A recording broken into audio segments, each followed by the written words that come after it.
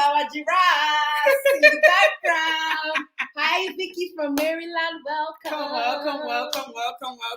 Javesina, hello. Welcome, everybody. I hope you all had a good week. Let me adjust this gilly. Are you prepared for today's topic? Hot topic.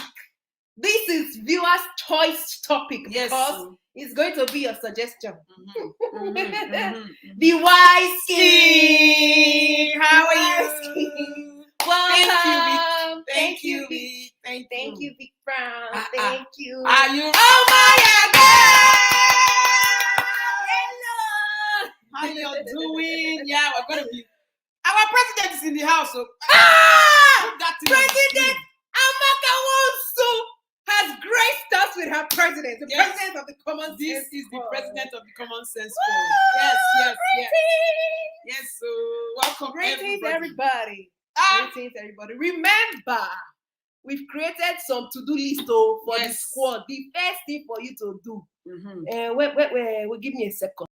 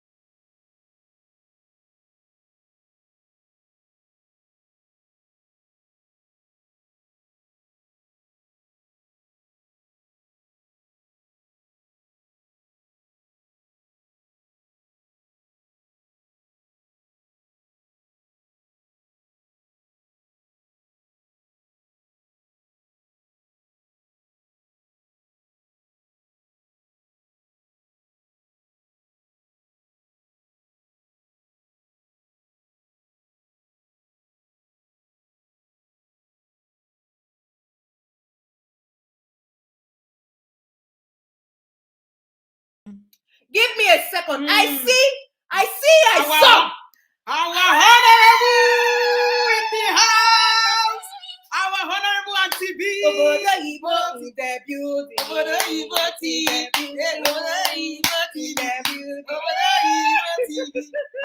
Auntie B. If you want SLG, we see you. If you might say hi, Auntie B. Thank you for coming. Thank you for Okay, because we're doing our regular scheduled program, so let me continue with that. Now,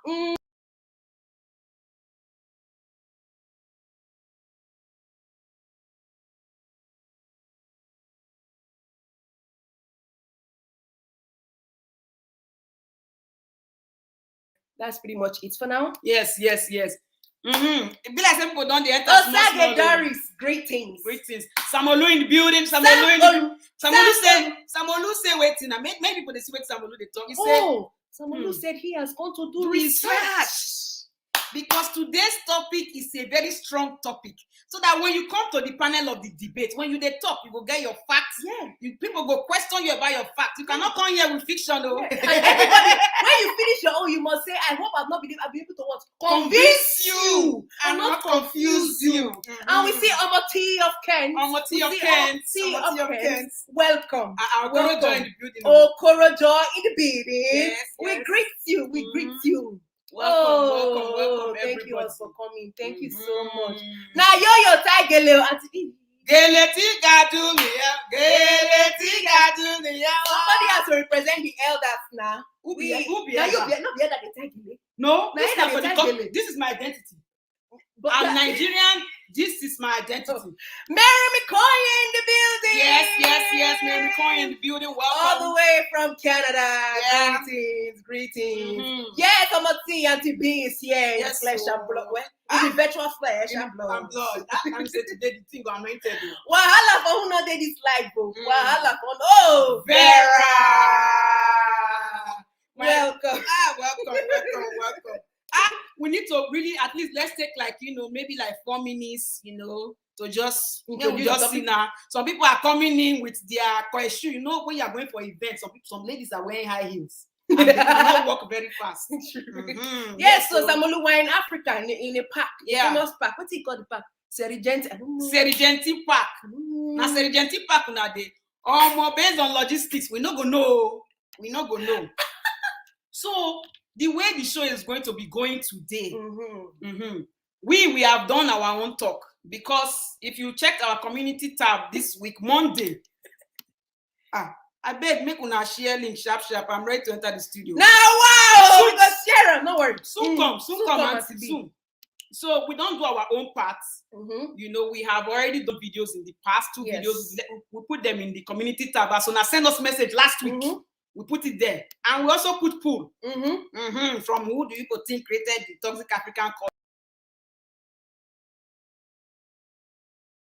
Today, the goal here is that people will come into the live show. Yes. You will tell us where you're.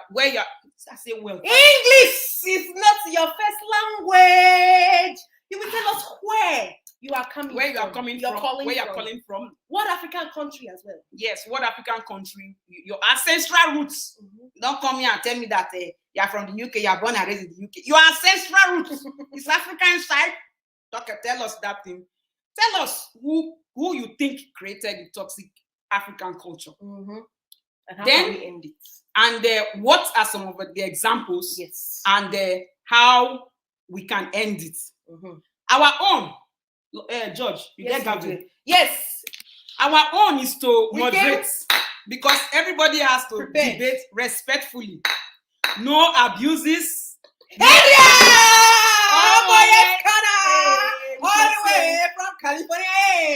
Greetings. I have 2 more minutes for this. Yes, my dear. Yes, my dear. Carry go. No abuses. You dey hear me so? When you come here to talk, you are speaking with the common sense sisters and the squad and to the world. At large. So when you dey talk, you think, because you are leaving your own footprints in the sands of time as regards this debate. Damn, sis. Damn, sis. We don't realize this one, no. Hey, keep that. Carry go. Not true. Because this common sense squad, they are esteemed people. Of course. So when you come here to talk, it's a reflection of who you are. Not the, because you took that global now. Not true. You know. So your generation from generation, they will come and watch this thing. And they will say, see my uncle, or see my auntie, or see my sister, she made this statement. Yes. So your own common sense will be going viral. That is the goal of the channel now. Of course. Abi? Aunt Chas, greetings. Greetings. So, greetings. Okay. I think without further ado, no need to talk too much. We are not going to say, we have already said that all we have to say, we have said it in our own. you know, people when they come party, they know they come without food. Hey, this is what they Cabin biscuits and Fanta to be listening to it people's debate. Yes, we also have Chin Chin here, brought and sponsored by the one and only Yo Militias. So this, because we have to sit down and listen to you people now. What did they call this Fanta? They go into the forest. No, green, not the Fanta. Okay, it's exactly 2:10. It's exactly 2. Okay, we're right on schedule. All right. Oh, Auntie B, thank you for sharing our post on your community. Thank you. This Auntie B, if you don't know who Auntie B is, she will come inside the studio. You will see her for yourself. Now let me go and get the link. Where the link go? Where the link go? Mary is watching us from YouTube and from Facebook. Yes, you can also join us on Facebook. Yes. You see, when you are coming to the studio, if you are eating pounded or anything you are eating, it's up to you. Come as you are and share your own point of view. Samolu. What is that? When you open now? Samolu, they say. So what they say? You know, some them don't legalize people. We know. We not use that take cook. We not use that. Now flavor song we they sing before we enter. Yeah, flavor. Where the link? How to get the link? You know, say. You do it last time now. I did it last week. God no go shame. I do it last week, but now by chance. Oh, and God no go shame us. I found it. I don't find that. You know, say Auntie B na interco. Auntie B is used to all these things. Auntie B. Now, where una for see Naija Fanta? Auntie B, where there is a wheel. There is a way. Auntie B. Come on, say sister. You know, say we'll be research. Oh my goodness. Oh. You know, say we'll be angry where you go take bottle, you go take cup. Which one is your spirit telling you to give me today? You measure and wear because this thing has to. I go take the bottle. Wow. I go take the bottle. Someone and give me try you. Cheers. Oh, yeah, hey, we're dropping the link. We're dropping the link now. Yes. Who is gonna be the first caller? Calling. It's your day. Common sense squad. It's your day. You ask for the debate, you are getting it now. Where's I going to drop this thing now, safe? Thank you, my sister. Sister of life. Who is coming in? Who is coming into the studio? I think who is gonna be the first? We go see them. They go pop up. They go come for you. Come into the studio. Who is gonna be first? Who is gonna be brave to open the floor of the African culture? Who is going to be the chair lady or the chairman of the day? Who's gonna be? Who's gonna be? As Jennifer will say it. What's gonna be? This blue band is from Nigeria. Look at the sign. Yes, NAFDAC number they say. If NAFDAC number no, they not in Nigeria. Our president said, "This is my first time on the live show." So, President, when you President Amaka of the Common Sense Squad, when you click on the link, you will come. TV.com. You come here and then you can be on the live show. Just click. Oh, Common Sense Squad, all the way from London, UK. Yes. Representing the Obodo family of Bono Ibo TV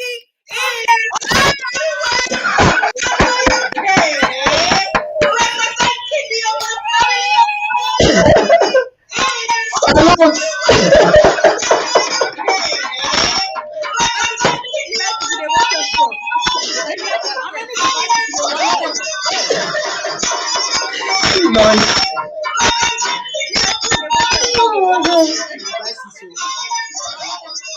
because of the echo.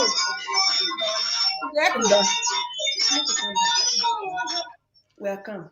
Calm down. Calm down. Mona, calm down. The echo, hold on. It's okay now. It's perfect now. It's perfect. Now our energy, they we are perfect. We can hear Mona, calm down. Mona, calm down. Let's be cheers.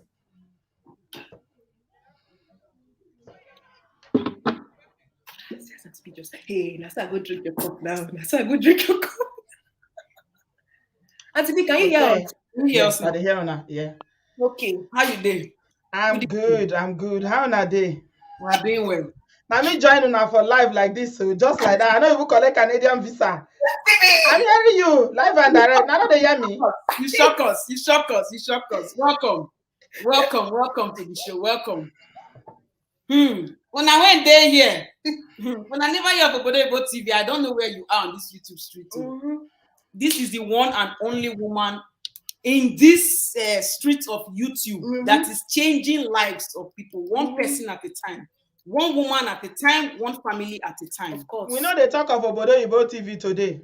We know, but we have to do our honorary entry. Everybody's high table. Now your first time of coming to the show now. Those people will be regular, we know. So we won't greet you and we appreciate you for coming in. Having said that, we're going to be adding other people to join the panel. Hey, me and Auntie B go first now. After Auntie B don't go first. So Auntie B, who you think say create this toxic African culture? What are some of the toxic African culture? And how do you feel or how do you think we can evolve? Loaded question. Thank you very much, Common Sense Sisters. Today, I say this live show, I go enter. We are going to do it together. Thank God I saw your notification because, mind you, in the UK, it's around, it's almost 8 o'clock now. Okay, it's 7 past 7, going 8 o'clock. So I saw the notification. I said today, I set a reminder. I say I gotta come and speak today on this show. Toxic African masculinity. We don't talk this thing over and over and over again. And of course, for us to get the answer to who created it, we need to go to culture. Because everything about Africa is culture and tradition. So I'll give you an example. In a typical village in Nigeria, when you have a meeting, an elders meeting, and they are sitting down to make important decisions about anything that has to do with maybe the village or the family or the community or the clan, whatever. Who sits down in that meeting? Who normally sits in such meeting? Do you see women there?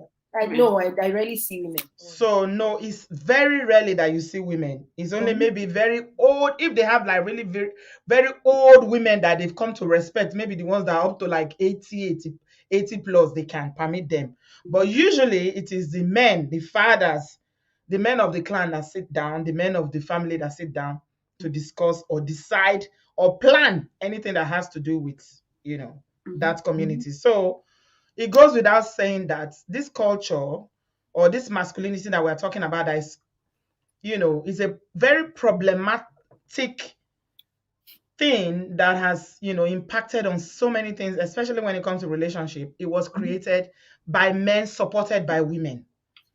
I say supported by women because even though it is the men that have created it from time, because the thing about culture is that culture should evolve, okay? But unfortunately, the culture in Africa, our culture don't evolve. It remains the same. And that's why somebody said something very, very important to me yesterday after the show. They said, the person sent a message to the Canadian group and said, you know, 100 years ago, women were property in places like the UK. But they realized that that cannot continue. So they've constantly, you know, evolved. So that now, you know, they've come to accept and realize that, you know, they've got to treat women as equals. And that's why they've empowered women. Even though you still have a lot of, you know, you still have a lot of discrimination, especially when it comes to, you know, professionally in the job arena where you see a man and woman doing the same job and the man is earning higher. But when it comes to family life, for instance, this part of the world have evolved and they've come to a certain advancement where they now realize that they've got to treat people equally, irrespective of your gender, right? But our African culture, we are stuck in our ways. We refuse change. We don't like changes. And that is what has created. And I say that the culture was created by men, supported by women, because even though men were the one that sat down to formulate whatever it is that is going on, you know, men don't cook. It is only women that will cook. Okay, why should you, I mean, a woman or a parent raising children, why should they teach their boys to do any domestic chores? It is only women that should do domestic chores. You know, it is women that reinforces, and that's why I say it's women that support it, because you find a lot of mothers, the way they are even today in 2021, the way they raise their boys and girls is different. They raise women to know, oh, you're going to get married, you're going to have children, you're going to be in a man's house. So you need to learn how to keep a home. You need to be a home keeper. You need to learn how to do this domesticated. You need to support. You need to work. You need to do this.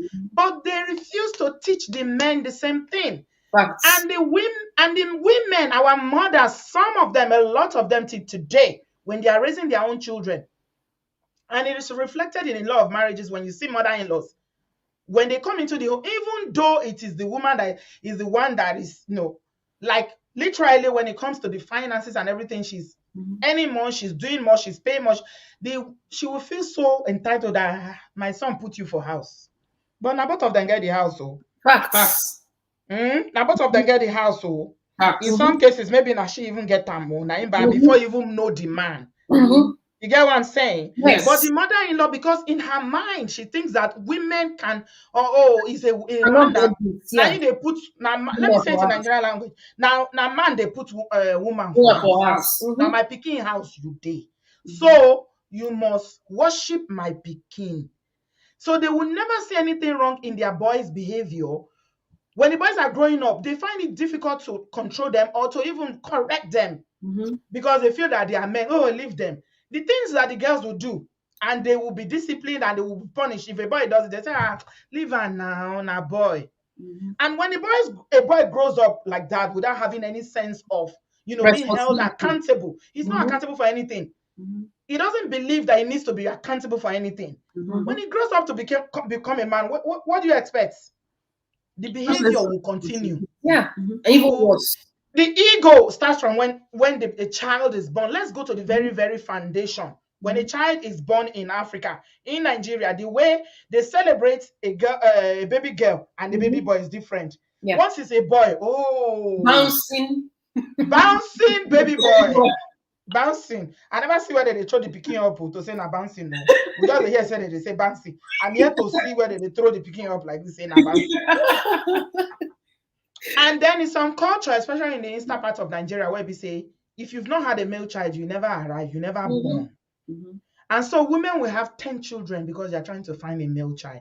Why? Because the culture perpetuated over the decades and the centuries have made them to feel that the female children, 9 of them when they don't born, they are not good enough until they born that male child. In some cultures in Nigeria, women don't inherit. Let me give you examples. If your father dies, even if your younger brother is 2 years old, all the inheritance will go to him. They will say you are not qualified to inherit anything from your father's house because you're going to marry. All right? That's one of the toxic masculinity that we're talking about. And you see the funny thing, this behavior, all these things that pass from generation to they are not documented anywhere. But now they carry on from one generation to the other. The pressure to marry is more on the female child than the male child. The pressure to have children, and if anything goes wrong, it's women that are held accountable for. It's like women are always the one that is, that faults. It's you they will blame. If you're not born picking, you marry. Even if it's the man that has the problem. In Africa, for a place like Nigeria, say a person marry 1 year, 2 years, he never born. Nobody's going to ask the man that, what's going on? I say, now wow, just trust God, God will do it. And the parents will never believe that the man can ever have a problem. It is always the woman. They will just assume, naturally, they will just assume that it's the woman that have the problem.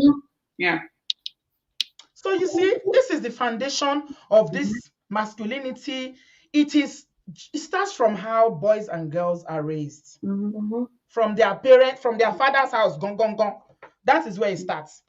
And then it carries on till when they are, teenagers and they become adults and they become, old enough to get married and all that. So it is perpetual. It carries on like that. Generation to generation. What was the last part of that question again? It was thank you so much for this detailed analysis. And if you see my head, anyone who sees my head going down, is because as people are talking about these things, we are documenting. You see, Auntie B said these things are not even documented. But today, they are not. We all here are going to be changing the course of things because we have YouTube and you people, our community, the Common Sense Squad, are making that happen. And so as she's speaking, just the same way other people come and speak, I'm documenting. So thank you very much, Auntie. And the next question is, how do you think we can change? Somebody in the comment section, Tunde said, I disagree with the caller. Ladies are placed on a higher pedestal. Don't worry. You want to respond to that? He wants to explain. Does he want? Where in Africa is a women placed in higher pedestal? Which culture? Name one. Because certainly not. These are the minds in that the we're speaking to today. So these are the minds that we're speaking to today. Yes. No. Maybe he knows one culture that we are not aware of. Because we have many cultures in Nigeria. And in so, is it in Yoruba land, Tunde, where you come from, where women are dragged on the front and treated as if they are? Is it in Yoruba land? Where? Please tell me. Is it in Igbo land? Where exactly are women treated better or they are placed in higher pedestal? Give us example. Because it's good to have a conversation. It's true. Yes, that's why they will come in. When somebody says something like that, you want to find out because people say things and they have no evidence to back it up. So let's find out from him, Mr. Tunde. Please, where? The link is in the comment section. Yeah, you can join the conversation. And you were saying, as you were, while Tunde is looking for backup facts, let's ask you, how do you think we can evolve, we can do better, we can change this toxic culture over time? Because I personally believe that it is possible. It may not be instant, just the same way it took years for this toxicity to stay, right? But at least one person at a time. How do you think we can start changing this toxic part of our culture so that the good ones can thrive and sell globally? We have to talk about it. And it's not just female voices. We need to start hearing male voices echoing this. And you find it's so pathetic when you see that even men that live in the diaspora, African men who live in diaspora, some of them have lived in diaspora for 20, 25 years, but their mindset has not changed. True. They've seen the environment around them. They've seen how these cultures around them. Let me tell you something. I live in the United Kingdom, and Britain has one of the worst cultures when it comes to oppressing women in the past. Like their own was really, really bad, but look at them today now. You know why? Because if women are saying it alone, they will say, oh, they are feminists. Oh, they don't want to say, oh, this they come to Bodo Yibo and they forget about the African culture. We need men to also join in the voices to speak. We need to speak. It's education. No, there's no other way. Enlightenment and education. We need to educate right from primary school. Let people go into the teachers or people who are motivational speakers, whatever they are in Africa. Let them go to primary school and start to talk to the children. And tell them that, you know, women are not lesser human beings. Yes. Women are created the same way that men are created. What a man can do, a woman can do. So don't feel that God has put you higher because of your genitalias. No. So we need to educate because our parents also need to do the education at home. Yes. Starting from how they raise their children. If you are a parent in 2021 and you are still treating your male child better than your female child because Shebi, all her education, she's going to end in the kitchen, then you are adding to the problem. Yes. Thank you so much. If much. you think that the validation of a woman only comes from whether she's single or married, then you are adding to the problem. Very true. If you disrespect a single woman because she's not married, you are adding to the problem. Amen. If you see a man and a woman, you respect the man and you don't disrespect the woman, and that man that you are with allows it to go like that. Because Chimamanda said something, that she went out with a friend. They went to a restaurant to have dinner. They were coming out. All the security people in Nigeria, she opened her purse and she gave the security guard some money. You know what the man did? The gate man said, "Thank you, sir." Because they are used to it. I had the money will come from a man. That is a man. So instead of thanking her that gave him the money, was thanking the man that she's with. You see? That is where the problem, because the value of a woman is placed on a very, very low threshold that you feel that, okay, whatever you are, until you have a man who meets your need, who gives you money, who takes care of you and does this, then you have not got into that. It is very, very difficult for women to compete because it is not a level playing ground, especially in Nigeria. The discrimination cuts across, not just in marriages alone. This toxic masculinity we are talking about, go to workplaces in Nigeria. People, a guy will want to sleep with you before they give you a job. Very true. You have a contract that you bidded for, you are qualified for it. Before they release the money, they want you to have something to do with them. Yeah. Until we start saying no. Yes. And you know the funny thing, women, we are our own worst enemies, because a lot of women will say, not today. Please, so let me just do it so that I will get my money. Let me just do it. So when you continue to do that, then it continues. Thank you so much, Auntie B. Hey. This loaded common sense. People just they join the live. They join the live. Be like your voice. And share it for my channel. Thank you so much. I bring this Fanta for you. I share it for my channel. Say today and here we do the live. Thank you so much. So Mona, continue. Add other people, I beg. People should come in and speak. Okay. Somebody is there. Samolu is there. Let Samolu talk. Mute yourself. Let me mute myself. Yeah. Samolu is here, and then the president of the Common Sense Squad, Amaka Onsu, is also here. And then Samolu, welcome. Hello, ladies. How are you? At the panel last week. My mommy is there. Why are you still wearing jackets? You never remove. I thought you are home. Why are you wearing jackets? They dress up for the show now. They dress up for the show. Welcome, Samolu. We are happy to see you here today, and we are ready for your input. Anytime you can go ahead. Yes. Okay. I hope you have liked the video. Yeah. Okay. Can I talk now? Yes. Okay, thank you. You know, last week when we were discussing and you brought out the topic, I had even forgotten about it. It was today that I now saw it again. I said, let me just go and do some reading and see. I liked some of those toxic culture, and I've been able to identify about 9 that I was able to come up with. Is a lot, but I'll just be bringing them one by one. So let me start from where Obodo Yibo stopped, talking about toxic masculinity. I'm Yeah. talking about patriarchy. You know, patriarchy in Africa is one of the problems we have in Africa. If you look at it, a lot of people, when they say patriarchy, they tend to believe that it's all about men, you know, dominating. It's not even, I now got to know about that patriarchy is not only about men. It's about, you know, older men dominating. Even the youth that are men, they, you know, they are not allowed, they are not given a voice. You see our politics today. Look at it. You'll be seeing our leader. They say, you are still small boy. Come on, your time will come. And these are the people that have been in leadership from their 40s, in their 30s.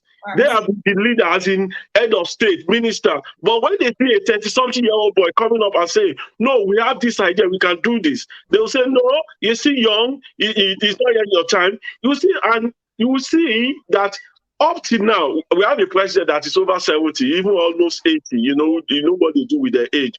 Now, we have others on the line that are in their 70s and 80s who have, you know, cut about 10 years out of the age. So, patriarchy, you know, that you know, silent women, silent the vulnerable, and silent the youth, that doesn't give us a voice. It's one of the worst Culture values in Africa.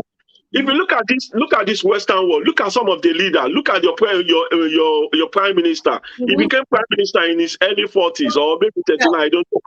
In UK, how old is Boris Johnson? He's been in parliament in his 40s. If he's 50 now, but he's been in parliament. He was mayor of London, maybe in his late 39.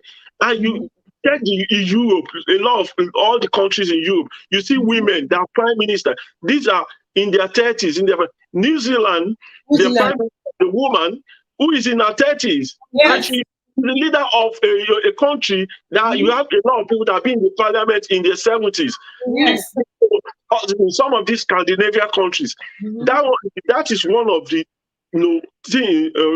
toxic culture in Africa that we have to get away with, and in order to get away with all these things, like she said, we need to talk about it. We have to have a conversation, like what Obodo Ibo is doing on our TV. Talking about this domestic violence. A lot of people are not being aware of their rights, things they need to do.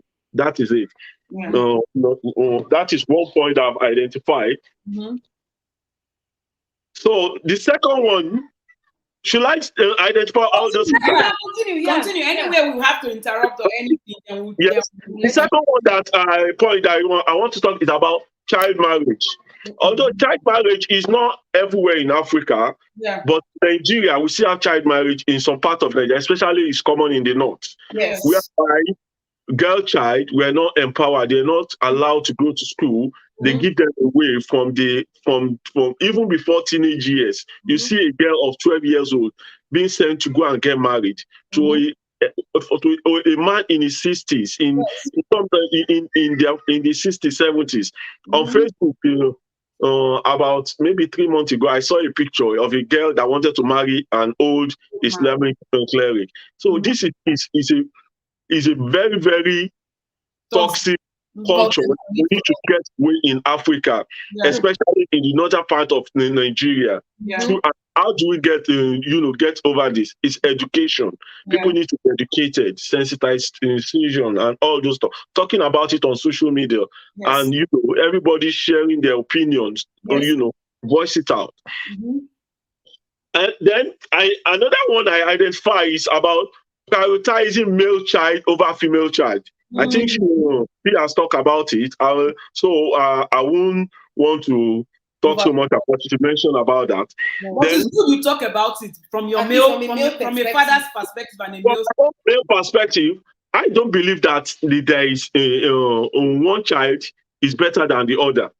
In fact, from my own experience over the years, I've seen that female child are, they have been very, very supportive at old age. If you look at the family, you see a lot of family when your parent get to a certain age, our parent get to a certain age, you see that the female child are the one that are always there for their parents more than the male child. The male child might have money. Some of them don't even look back. The one that want to look back, maybe they will just, if they have a problem, you just throw money into the situation, go and sort yourself out. But female child will be there emotionally, physically, to support their parents, to take care of them at their old age. So that is, and and you've seen that in some family that a male child being the firstborn carry the burden of the parent, being responsible. Like me now, I lost my mom 2017. I said 2017, 2007. 2007. And my sister has been like the mother figure to me. She has been always there. As in, when I was in Nigeria, the way she called me, we talked, you think that she was my mom.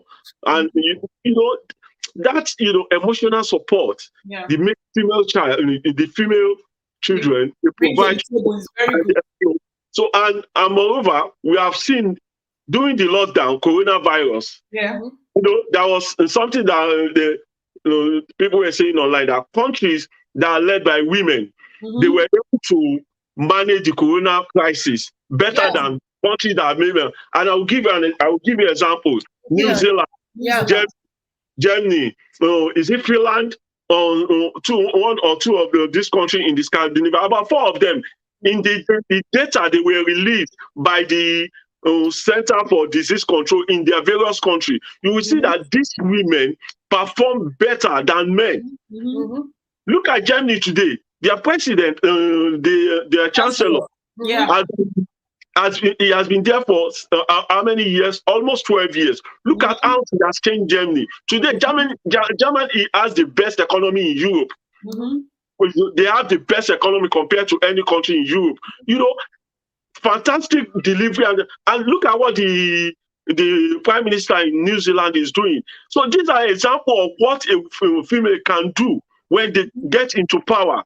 And in Africa, we are not giving them chance to even get to, be able to do all these things. So that's another one I have identified in, giving female children education, giving them priority, treat them equal like the male child. So I don't see any difference between a female or a male child. Then I'll come to one that is very controversial, which is bride price, dowry price, and in South Africa they call it labola.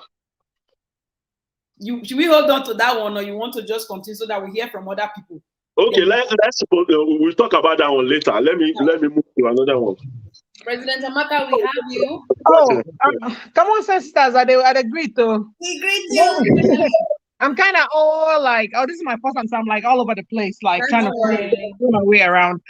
I think Obodo TV.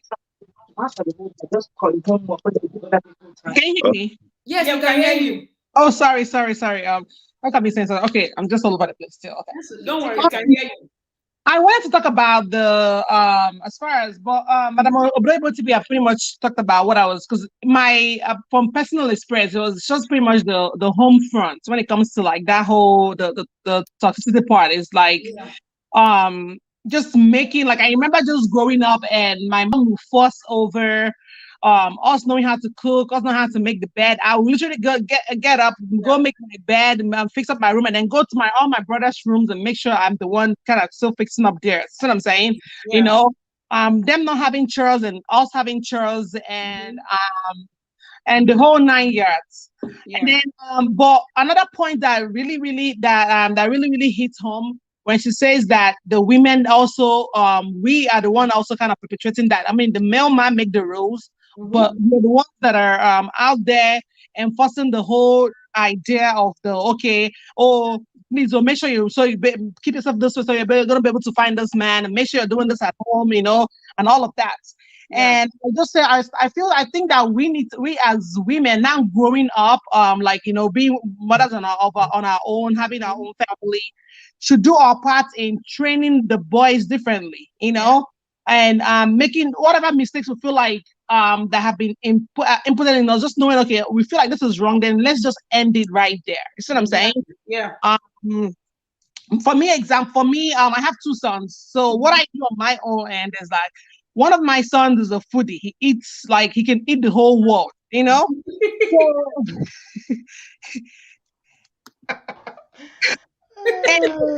And the other one doesn't like to eat. Like once he'll be playing, he'll be talking, and once they come and eat, his face just switches up like this. Yeah. So what I do is the one that knows how to that likes to eat. Now and I'm like, okay, Chikam, so look at how, come and help me turn this one, you know. Yeah. He helps me cut pepper and everything. You know what I'm saying? So I'm saying, you know, that's because he needs to learn how to cook. If you want to eat, you have to make your food, you know. And then when you get married and however you get where you guys decide to share the responsibility, you know, it's okay. But at least knowing that if you're hungry, go and get your food. You see what I'm saying? You know, you're just thinking that I'm hungry. Where is that woman? Hey, where are you? That wife? Where are you? No. So we're not doing that. And then also making sure that they know that, okay, taking care of themselves, their personal care, how when it comes to house chores. So I'm saying, making their beds, you know, it's all depends on them. You know what I'm saying? I don't want to have that man that don't know how to do jack for themselves, you know. So that is my own part on that part. I was actually interested in that, in talking about and hearing what Samolu has about the bride price. So let's see what we get. So before you get to that, common sense sister, unmute me. Yeah, before you get to that, we can hear me. Okay. Yes. Before Samolu talks about the bride price, there's something I want to bring out that we don't often talk about. Okay. An aspect of this toxic masculinity is fragile masculinity, right? And this affects a lot of brothers who are not so masculine in the sense that we define it. You know what we understand masculinity to mean. You have to be strong as a man. Boys don't cry. Boys don't show emotion. Yeah. The fragile part of masculinity talks about how the anxiety that men feel, you know, because they believe that they are falling short, okay, of cultural standard of manhood. So in Africa, there's a standard of manhood. As a man, you need to be this, you know, Iroko tree, that you are so strong, you are this provider, you are that, okay? But a lot of men might not necessarily, you know, meet that standard, and the times that they meet the standard, you know, it differs.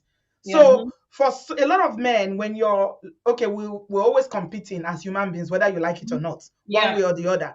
So you are looking at your friends that you went to university with 10 years ago, and you're looking at where they are now, what they are doing now, what they are achieving now.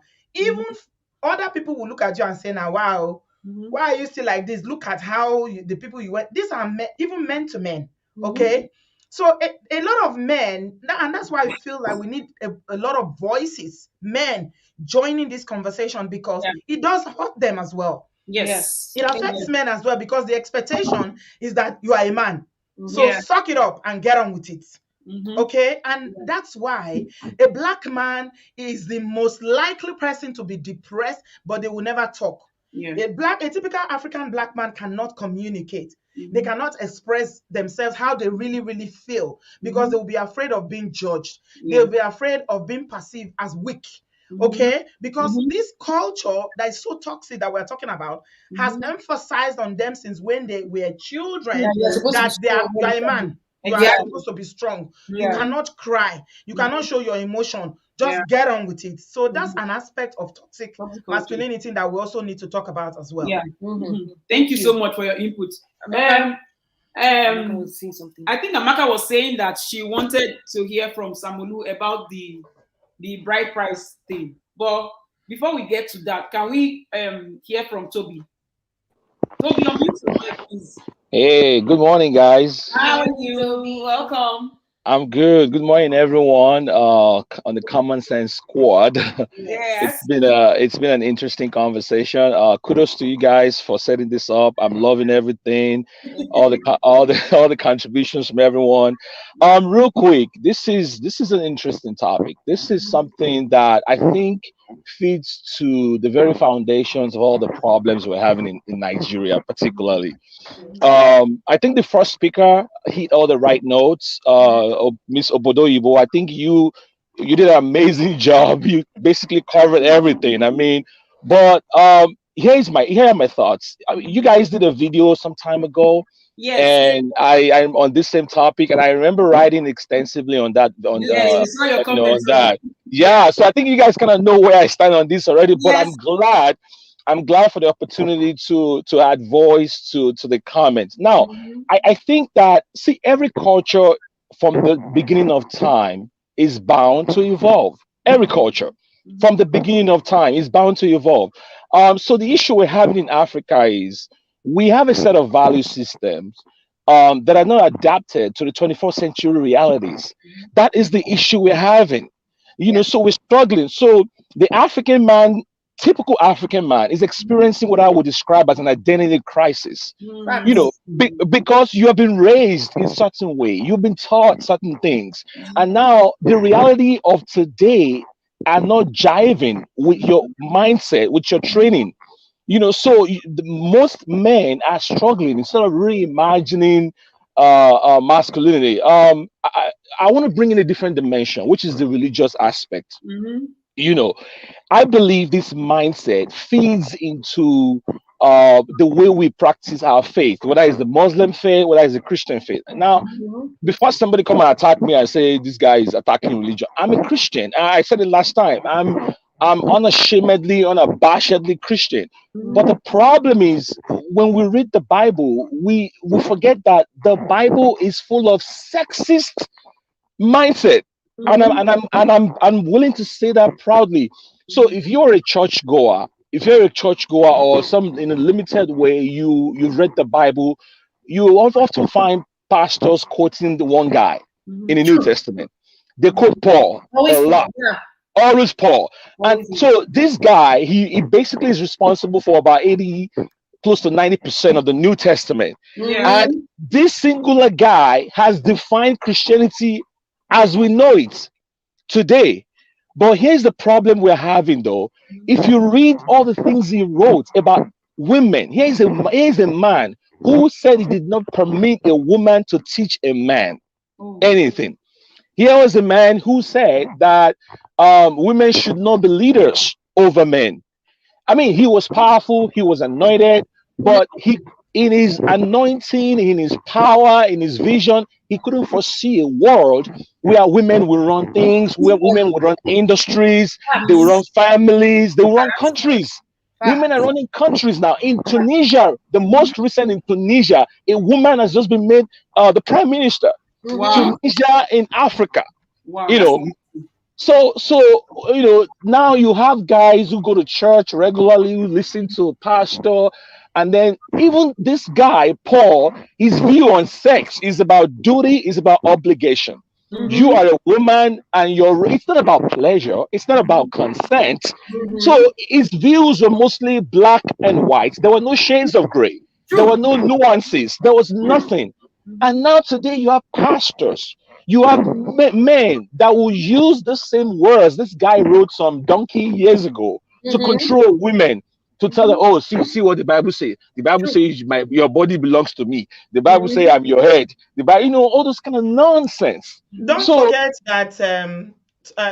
Sorry, is it Toby that is speaking? Yes. Hi, go ahead. Toby. Hi, go ahead. I can hear you. Don't forget that men like Paul also are a product of their culture. Okay? Absolutely. And we are talking about the Bible that was written over 2,000 years ago. Yes. And if you look at it culturally, from where these people come from, okay? So, because as Christians, we believe that the Bible is written by men led by the Holy Spirit, right? Yes. But they are also products of their culture. I agree. And completely. if you look at their background, and that's, I just quickly wanted to add that because you are making a lot of sense, but I just wanted to bring it out that even Paul, as a disciple of Christ, is also, or was also, a product of his culture because he's a Jewish man. Absolutely. Even in today's society, if you go to the traditional Jewish society, their women have no voice. They have no voice. Okay? Their culture is so strong that if you rebel against it, you are expelled from the community. Absolutely. You have to conform to everything because remember they still practice Judaism. We don't want to leave the topic and start talking about religion. But my point is that they were a product of their generation. So anybody who has the Spirit of God interpreting that same Bible and the Mhm. words of men like Paul, will Mhm. know that this Bible, you need to adapt it to today's society. This is Absolutely. 2021. You cannot Absolutely. use what you used 100 years ago or what 10,000 years ago to Into be this world. applicable to 2021. Absolutely. I But the agree. reason why a lot of our African pastors like it is because it suits the Their narrative. It's narrative. Exactly. Exactly. That's where it's Yeah. heading to be. That's Yeah. where it's heading to. So let me quickly wrap up. I know there's a lot of people waiting to contribute and all that. No worries, So sir. I mean, thank you, ma'am, for basically buttressing the point I was making. So we need to read this book. This is a book that was put together. He was put together by people, and like she rightly said, it was based on the realities of their time. Yes. A second example I was gonna give was, did you guys see the case in Kwara State that happened to the teenager, the teenage girl that was beaten publicly? Oh yeah, so there was a story last week. There was a video that went viral. This teenage girl who was a student at a Quranic school, a madrasa, she attended a party, and then she was alleged to have consumed alcohol. Okay, so the report got back to the imam of the madrasa, and then the video is online, and then he puts this girl rather out there, and have her surrounded by 4 or 5 men, I think I saw it. and they beat this girl black and blue, Oh my goodness. like openly. So the government stepped in when the video went viral. The government stepped in, and then they fired the imam, suspended him, and set up a committee to basically oversee the case. But what I want to bring out from that imagery right there is the perfect representation of what we're talking about. Yeah. A young woman surrounded by 4 men. Beating her. It's about public shame. It's about control. It's about subjugation. It's about this girl. We are going to show you that we are the ones in charge. What the hell is wrong with going to a party, consuming alcohol, and you do that to a human being in the name of a god? That is ridiculous. So, anyways, I just wanted to bring that aspect into it, that it's the problem of history, is the problem of social norms, and we're struggling as a people to align those norms to the realities of today, and that is the challenge we have. I'm going to leave it there for now, back up and let others chime in. Thank you guys for the opportunity. Thank you so much, Toby. Thank you, Toby. We really hear you and understand what you're saying, and I think from what everybody has been saying so far, we like the fact that everyone is talking about the problem and preferring solutions to the problems as well. So it's making it very engaging. And what I understand from Toby's contribution is that the fact that we have historical books, historical knowledge, doesn't mean that we cannot get rid of things that are not working in our time and adopt new things to work in our time. That's number one. Number two, that I'm getting from what he's saying is that the fact that you have a book that you follow, either it's the Bible or any book that you follow, you also have to apply common sense reasoning, critical thinking, and analysis to tie with what we are doing today. If whatever it is you are doing today is not promoting positivity in terms of humanity or in the environment, then you have to get rid of that, or equality. You have to get rid of that. So we really appreciate everyone so far. The panel is still open, and also we know we have common sense squads from different parts of the world, whether it's from Nigeria, Ghana, Tunisia. Click the link and come in. We want to also hear from you. So don't think that it's a Nigerian thing because Nigerians are on the panel. Come in, talk about your culture, want to know about it, and want to know if there's some toxicity in your culture, and then how you feel or you think that it can evolve over time. Yes, please also click on the like button as well. I think Amaka or Samolu, any one of you can. I think Samolu wanted to talk about the bride price thing as a response to Amaka. Yes. So Samolu, are you there? Yeah, I'm here. Yes, you can talk now. I'm here. So you he put his camera off because he was busy eating. Sam, you are eating. You don't say the chop. I don't say the chop. You shop for your mouth. You did your mouth. I can see it. Samolu, what is the shop? See, I'm only drinking. Cheers.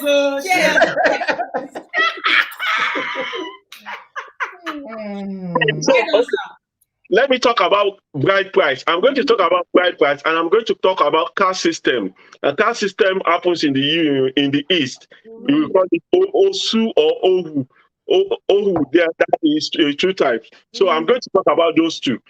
Talking about bride price, everybody knows that I have always been an advocate against bride price. Where is he? Yes. Even before I make comment on, I disagree with you all the time about And we have, yeah, it's true, but we have to hear him out. This one. I will hear him out, but he knows I disagree with him on bride price. yes, I have read several articles. I've seen a lot of domestic violence, so many posts on social media and everything. And bride price is not only common in Nigeria, it's common across Africa. We have them in Uganda, in Kenya, in South Africa called Labola or something, in Zimbabwe. In fact, my brother married from Zimbabwe. He was asked to pay $12,000. But at the end of the day, yes, it cost him.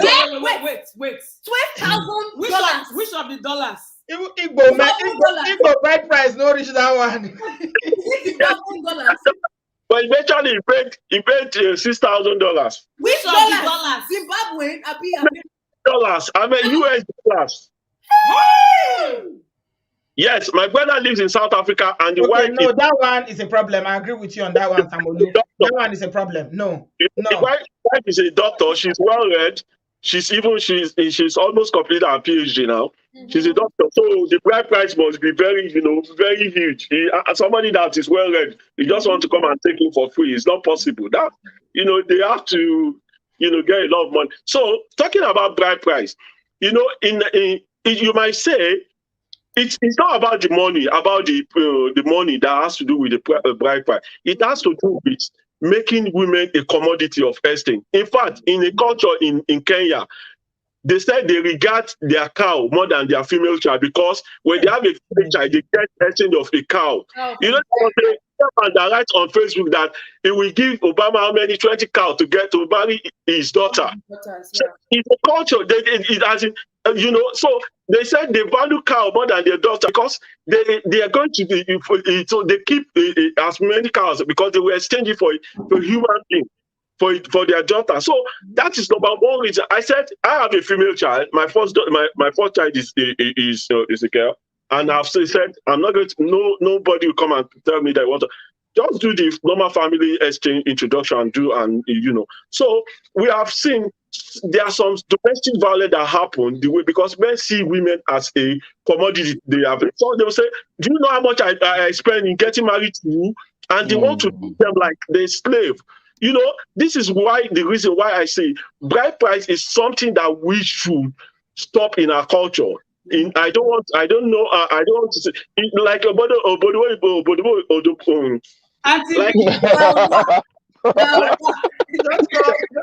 call me Auntie B. Everybody calls me Auntie B. I can't laugh. Some of this culture were created and passed from generation to generation. And in the process of passing it, they were not written down. People try to put their own, whatever that favors them. Like in Igbo, they will say there is a group of elders that even if you are not paying bride price, you have to pay for those elders. It's somebody that will sit down one day and just introduce as part of their culture and begin to pass it from one generation to another and make it like something like a law. And everybody will now begin to embrace it and say, "Oh, we must do this." There was a time in Nigeria that twins were killed in some part of Nigeria. Yes. Some started it and they see, they see them, a devil or something that was stopped by the Reslessor. Yes. So this culture was started at a point in time. So these are things that we need to evolve over time. In UK, you can't say you want to marry somebody, white people, they pay bride price. I'm sure in the past it will be something like that will be in their culture. But over time, to fight it. And these things, do you know the people that promote it most? They are women. Anytime if I on Facebook, because I'm always I make a lot of questions on Facebook. I used to make a post on it. When I make comments like that, maybe somebody will do a post, I'm in a group, and now maybe because the women will attack me. What do you mean? This and that. I said, I am sure people fighting for you. It's you women that say, no, they must pay bride price. We know that this bride party is personal. So it's personal. It's hitting. We actually have a live video segment that we address the bride price on its own. So on its own. So there we will even give our opinion on it. Yeah, exactly. So do you have any other points for the African culture? I think that's part of the African culture. Let me.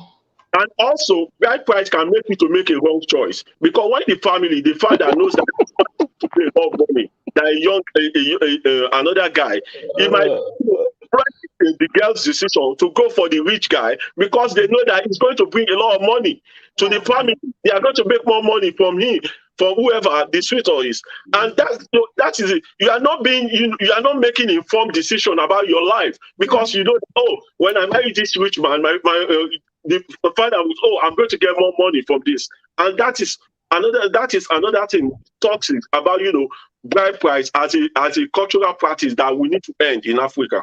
Yeah. Sure. Guys, real quick. Say something. Okay. Oh, sorry.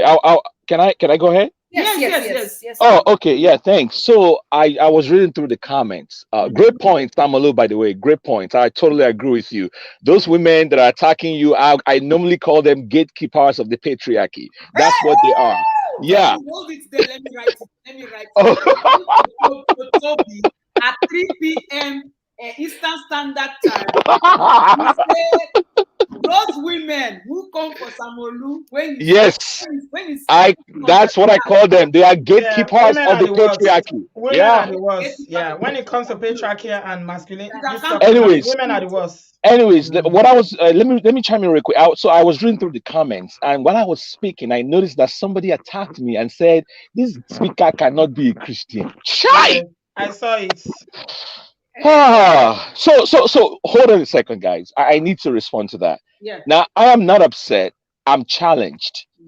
You see, I'm challenged because let me a little bit about myself. Because sometimes when we say these things, people think you're some lost soul, some disgruntled soul who has lost his way and doesn't know God. I grew up in church, guys. Beyond that, I've been to a seminary school. I personally attended a seminary school, not because my parents or anyone sent me there. I did it by choice. Because if I didn't become a Christian because I was raised Christian. I wanted to know for myself if this is the path I'm choosing for my life. I really want to understand this path. I really want to understand this book, the Bible. And so I went on a personal journey for myself. Now, why is this personal for me? Is that I'm sure all of you on this platform, you know a friend or two who is involved in some relationship where the man mostly is using Christianity and the Bible to oppress and suppress and subjugate. And then when you talk to them, I mean, I've talked to guys. So they use religion. Exactly. Yeah. Even the pastor will tell you. Nigeria is religion because it's both religions.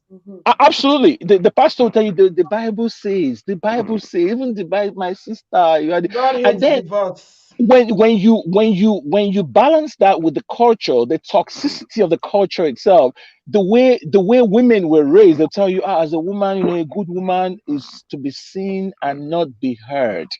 They always said that. That a good woman, you're not supposed to be heard. So it affected the voice. It's kind of snatched the voice away from the women. Now, to the point I was making, when you find yourself with a guy who has an understanding that I've seen women write on social media, "Oh, my crown, my God, my Lord," and then the guy will say things like, "I'm your head. I paid your," like the gentleman was saying, "I paid your price. I married you. You didn't marry me. You are under me. I'm on top of you." All that nonsense. And so when the guy that was talking about Christianity or whatever, the lack of understanding of knowing the fact that the people who wrote the book, like Obodoyibo said, they wrote it at a time that based on the prevalent culture of their time, of their day. That was what they wrote. We live in different times. So now I don't have any kids. I cannot imagine raising my girl child and then telling this child, "Look, I'm going to send you to school.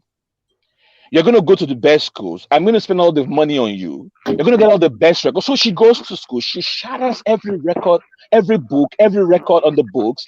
And then she comes and I tell her, listen, when you get to your husband's house, when you're in a relationship, you are less than. You silence your voice. Don't speak too much. Don't argue. Don't express your opinion. All of that is crap. Yeah. All of that, learn to cook, learn to clean, learn to wash. So what we're talking about here is the blindfold that religion has put on people's faces, to the extent that this same religion is now being used as a control tool. That's what we're talking about. And so for somebody to think that because we boldly advocate for common sense. Man, you guys couldn't have come up with a better title for this. Common sense. That's what we're advocating for. Toby, can I help? Let me help you. Please help me. Help me. Oh, help me. I am tired. Let me help you, because I do this day in, day out, as common sense sisters know. Yeah, this is my life, so I know exactly how you feel. It is very frustrating, okay? When you know something, you have this knowledge, and people are displaying such high levels of ignorance, and you'll be wondering, can't you see it? Are you blind? Because it's so plain to you. But let me tell you something. The way you know and understand is different from the way others know and understand, okay? Our level of learning, a level of comprehension and understanding differs, okay? So on this street, this very mean street, we see a lot of all that, okay? But I tell you something. The reason why somebody will say that what you said, it makes you sound as someone that, you are not a Christian or whatever. What was that sentence that the person said? Okay, is because people do not study the word of God for themselves. As a Christian, most people believe in exactly what their man of God would say. So they go to church every day, and it's a danger. I tell you, it is a danger, because we don't know God for ourselves as African. We are very lazy people. You know that when it comes to knowledge and seeking knowledge, you know that. We don't study. Okay, so we rather go under the tutelage of, and we have all sorts of them now out there, so-called pastors in quotes. Okay, and so whatever, if you are so unfortunate and you are sitting under the teaching of somebody that is just vomiting rubbish every Sunday, that is all you will know, and that is what you will take home. So when they see somebody who is saying something that challenges whatever they think they know, they see you as I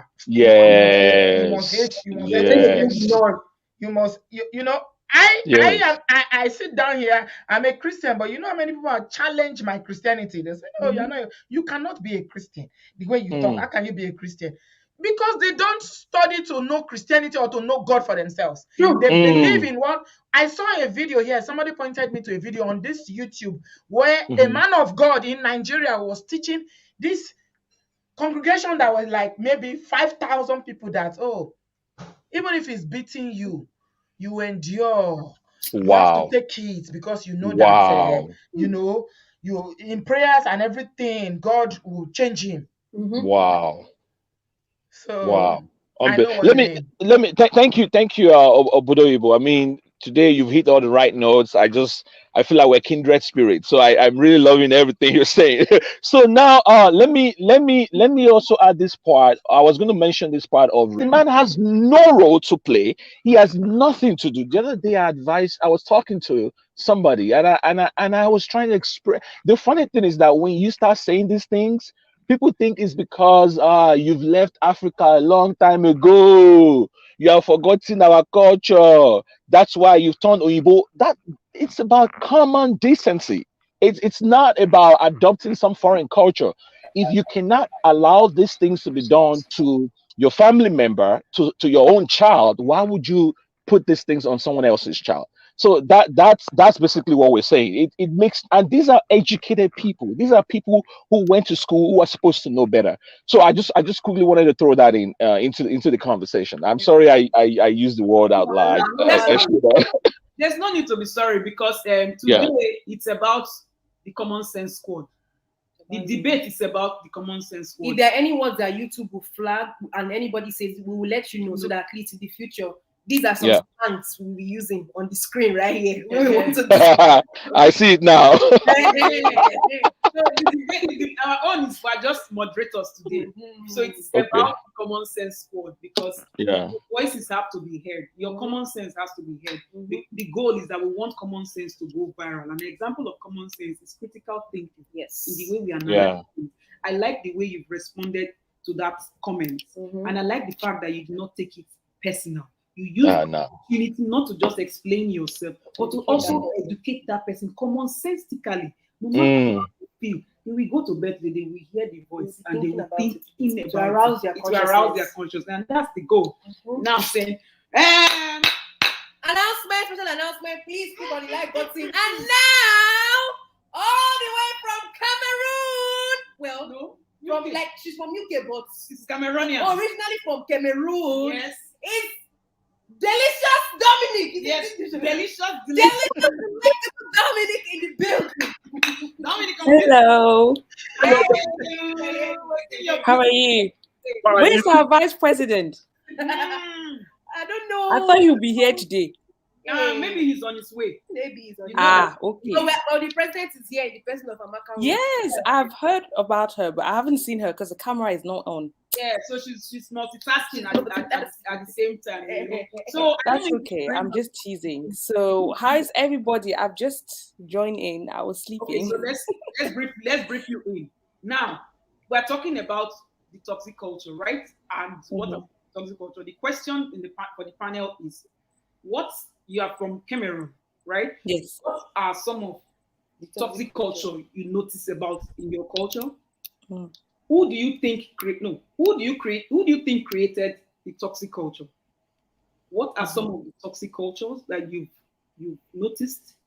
And how do you think we can evolve, we can change this culture so that the good culture can thrive, can spread? That's what is on the to-do list. That's a lot of questions. So you can be doing them and I'll be writing. I caught on from when Oga Samolu was saying. No, you have to come with your own opinion, though. No, I know. I said I came when he was speaking about bride price. That's actually why I clicked the link. But you said we're not talking about that today, so I said let me spare him today. God has saved him. So until next time. So let her make her opinion now about it. I'm on Common Sisters channel, and they said we're not talking about it today. So I was like, okay, no problem. I will respect the rules. But that day, Oga Samolu, you and me. Let's speak about it, but don't go too deep into details. No, it's fine. It's fine. So I don't know. I don't use the word toxic a lot because I think sometimes, it can stop conversation, especially if you're speaking with somebody and they think what you're saying, you're calling them toxic. So I try to keep the conversation open and I just say, part of the culture which are not helpful to me. There are a lot because I think that to me, the word that comes to mind is imbalance.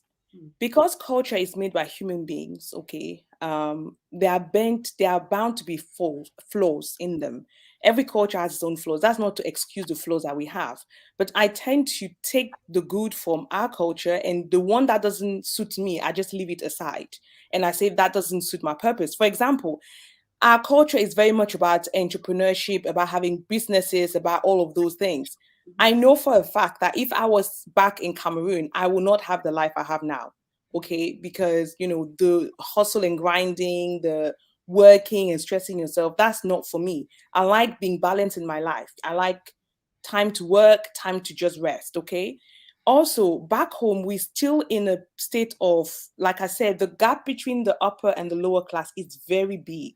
There's hardly a middle class. So some behaviors are due to lack of resources. So people have to start looking for ways to make money, which may not be ethically right, but they are surviving. The survival mindset is not the same mindset as a freed mindset. When you're still in a place where your basic needs are not being met, you are going to find shortcuts to meet those needs. That's not to obviously excuse them, but that's what is happening. That's why people have talked about, faith. People have talked about bride price. People are talking about all of those things. People will look for ways to take advantage of people, which is unfortunate because of the way it's set up. Here you have also people abusing power, but they're using different means to do it. Mm-hmm. When it comes to gender, I think that, you know, people who like control will use anything to control. Yes, some cultures are more prone to facilitating certain types of abuse, but some people like to control and want to abuse other people, and they will use whatever means is necessary. So I think for my culture, I like the resilience is taught me. I like the communal aspect is taught me. I like the fact that it's taught me to respect people.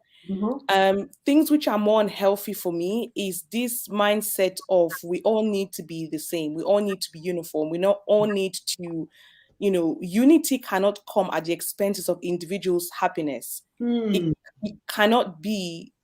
We need to be in community and we need to be happy because every single individual has found a form of happiness. But I think back home, there's too much uniformity, and it's making it very difficult. I think other people have talked about other different subjects. I mean, when it comes to things about marriage, gender roles, and everything, I think to each their own. At the end of the day, marriage is between two people. You know, if you are the woman and you think, I want to stay at home, I want to cook, clean, I want to look after the kids, I don't want to work, that's your choice. If you are a woman and you say, I want to go out working, I don't want to look after the house, I'll hire, you know, nanny or somebody to come and cook, then that's your choice as well. It's And not if so you're simple. yeah, if you're a man and you want a woman to stay at home, then find a woman who wants to stay at home, and then you be together. If you're a man and you want a career woman, then meet that person. So I think sometimes a lot of pain is coming from misalignment. You see a man who wants a woman who stays at home but goes after career women. Yeah. You see a woman who wants a man who will just provide and protect, look after all the charges, but she goes after a man who does 50-50. It can't work. At the end of the day, you have to go with the people you think will benefit your happiness. And not everybody needs to be that person. Because let's look, for example, let's say, okay, there's 3 women. Oh, Amake's here, but I think she's married. Let's say three of us, right? Ella, Yo-Yo, and myself, right? We're looking for, you know, a husband. We're not looking for the same kind of man, right? So if I meet a man who is single and I'm asking him to be the man I need him to be, sometimes he's going to change to fit my own expectation. Whereas if I had just left him as he is, he might have been the match for you, Ella, or for you, Yo-Yo. So that's what I'm saying. At the end of the day, as adults, we need to accept people as they are. And if they say to you, this is what works for me, and you're not that person, we can just separate without being upset. The thing is, when there's something called emotional intelligence, which is basically how you regulate your emotions, how you learn to speak, to converse without being disrespectful, even when something is not going your way. People struggle with that. That's why when they want something and they're not having it, they resort to controlling, to violence, all of these things. That's just because they haven't learned to know how to articulate their emotions, to articulate their expectation. And that is problematic. So I don't think, I know when we come into this discussion, it's very easy to start becoming men are doing this, women are doing this. But I really think it's not about men versus women. It's about individuals not accepting people as they are. I don't think men need to be a certain way. I don't think women need to be a certain way. I think people need to be in their adult life what works for them and find somebody who fits that mold. And not everybody's going to fit that, which is normal, which is fine, because we are not all after the same thing in life. Like I said, I personally love the 9-to-5 life. I like having my weekends free, my evening free. I like relaxing on a Saturday. I like going for 10 miles walk to clear my mind. I am not going to be the person that's going to have 3 different businesses, you know, jet setting around the world. That's not going to be me, but I don't criticize that. There's a place for people who are like that in this life. That is not me. So if I meet somebody and it says, that's what I want a woman where we can build an empire, we can have 5 businesses. No, Dominic, that's not Dominic's life. But that doesn't mean you're not going to go and find that woman out there. She's there. But I think it gets too muddled because people keep wanting other people to meet their expectation. And when they don't meet it, they become abusive. And that's wrong. And I think even us, we have to be careful when we have this kind of debate that it doesn't come into it's men's fault. To answer your question, I don't think it's men's fault or women's fault. I think it's human beings being flawed and wanting it to have it their ways and not being willing to compromise and to have discussions. Because nowadays you have to be able to discuss, to converse. Even when you meet somebody, and they will not meet all your expectation or all your criteria. So you need to have a difference between what you absolutely need and what will be icing on the cake. The two are not the same. So it's having that maturity to know this is what I need as a core for somebody to have so I can function. But if the person has that, that's fine. We can talk about the rest. But if the person doesn't have that, we don't need to talk because we can't deal with that. But our generation are becoming more and more extreme, which I'm kind of a bit alarmed about, because at the end of the day, we cannot be extremists. We cannot go on one end or the other because we stop talking to each other when that happens. And life is about communication, because even if you end up being in a relationship, right, where you meet the man of your dream, or, I don't know, if you're Jude, you meet the woman of your dream, you will still have to communicate. That person has had a different upbringing than you. And even if they had similar upbringing, you've not been brought up together. And even as siblings, I know you can tell it common sense, right? Yeah. Even though you say there's three of you, you don't have the same personality. You don't have the same, you were brought by the same parents, but you have different sensibilities. Yeah. So you need to be able to understand each other and communicate. But the problem is that too many people live in an echo chamber, and that's what makes relationships difficult, because people are like, why can't men do this? Why can't women do that? Well, have you communicated your needs in a respectful manner? I am not advocating abuse here. I am not advocating that at all. Neither am I advocating disrespect. I think at the end of the day, when something isn't working, walk away. That is it. Walk away. Don't become an abuser. Don't say she left me no choice. Don't say as a woman, he left me no choice. Just walk away. And it's okay to say, listen, I can't do this anymore. I need to take a step back. But we need to learn back these relationship skills, these communication skills, because there's a difference between somebody who is misunderstood and somebody who is intentionally has negative intentions. We are no longer able to separate the two when we become extremists. Everybody who says something we disagree with, we call them toxic. We call them this. And I don't know, but I've been called toxic before when the person clearly misunderstood me. So when I had to speak to the person, they realized they misunderstood me. But I was very close to shut down because people are now using this buzzword to stop conversation. Can I come in? Can I come in, please? I'm sorry to interrupt you. Sorry, I was in the monologue there. Please interrupt. I love the fact that you're in the moment and I was writing and everything, right? The reason why we call it culture is who we are, is what makes us who we are. Culture is abstract. Culture is more caught than taught. When you see people behaving a certain way, they are identified as that, and that is culture. When we use the word toxic, individuals come together to make up a society. So individuals and individual different personality and all that you have highlighted here. Hey, grammar. You don't highlight for here. You've pinpointed, yeah. Grammar, they pay me. It's absolutely fantastic. However, we see that, like you said, there's an imbalance. When there's an imbalance, there's a distortion in the society. There's room for toxicity. And there's room for toxicity. And the results of this toxicity is in the pain that affects each and every one of us. Right? Like you've listed your points, and it's absolutely amazing. And what I'm even gathering from this is the fact that we as people to learn, I think having high EQ or learning how to communicate effectively and all that. But there has to be a change in certain dynamics of the culture, because there are people who are leading this culture. Very true. Yeah, there are people who are leading this culture. And if you are leading people, you are either a leader that follows or a leader that leads based on how and what he or she wants to see in the society. We'll give you an example. In New Zealand, when there was a time where there was a terrible case that happened where someone went and tied some Muslims.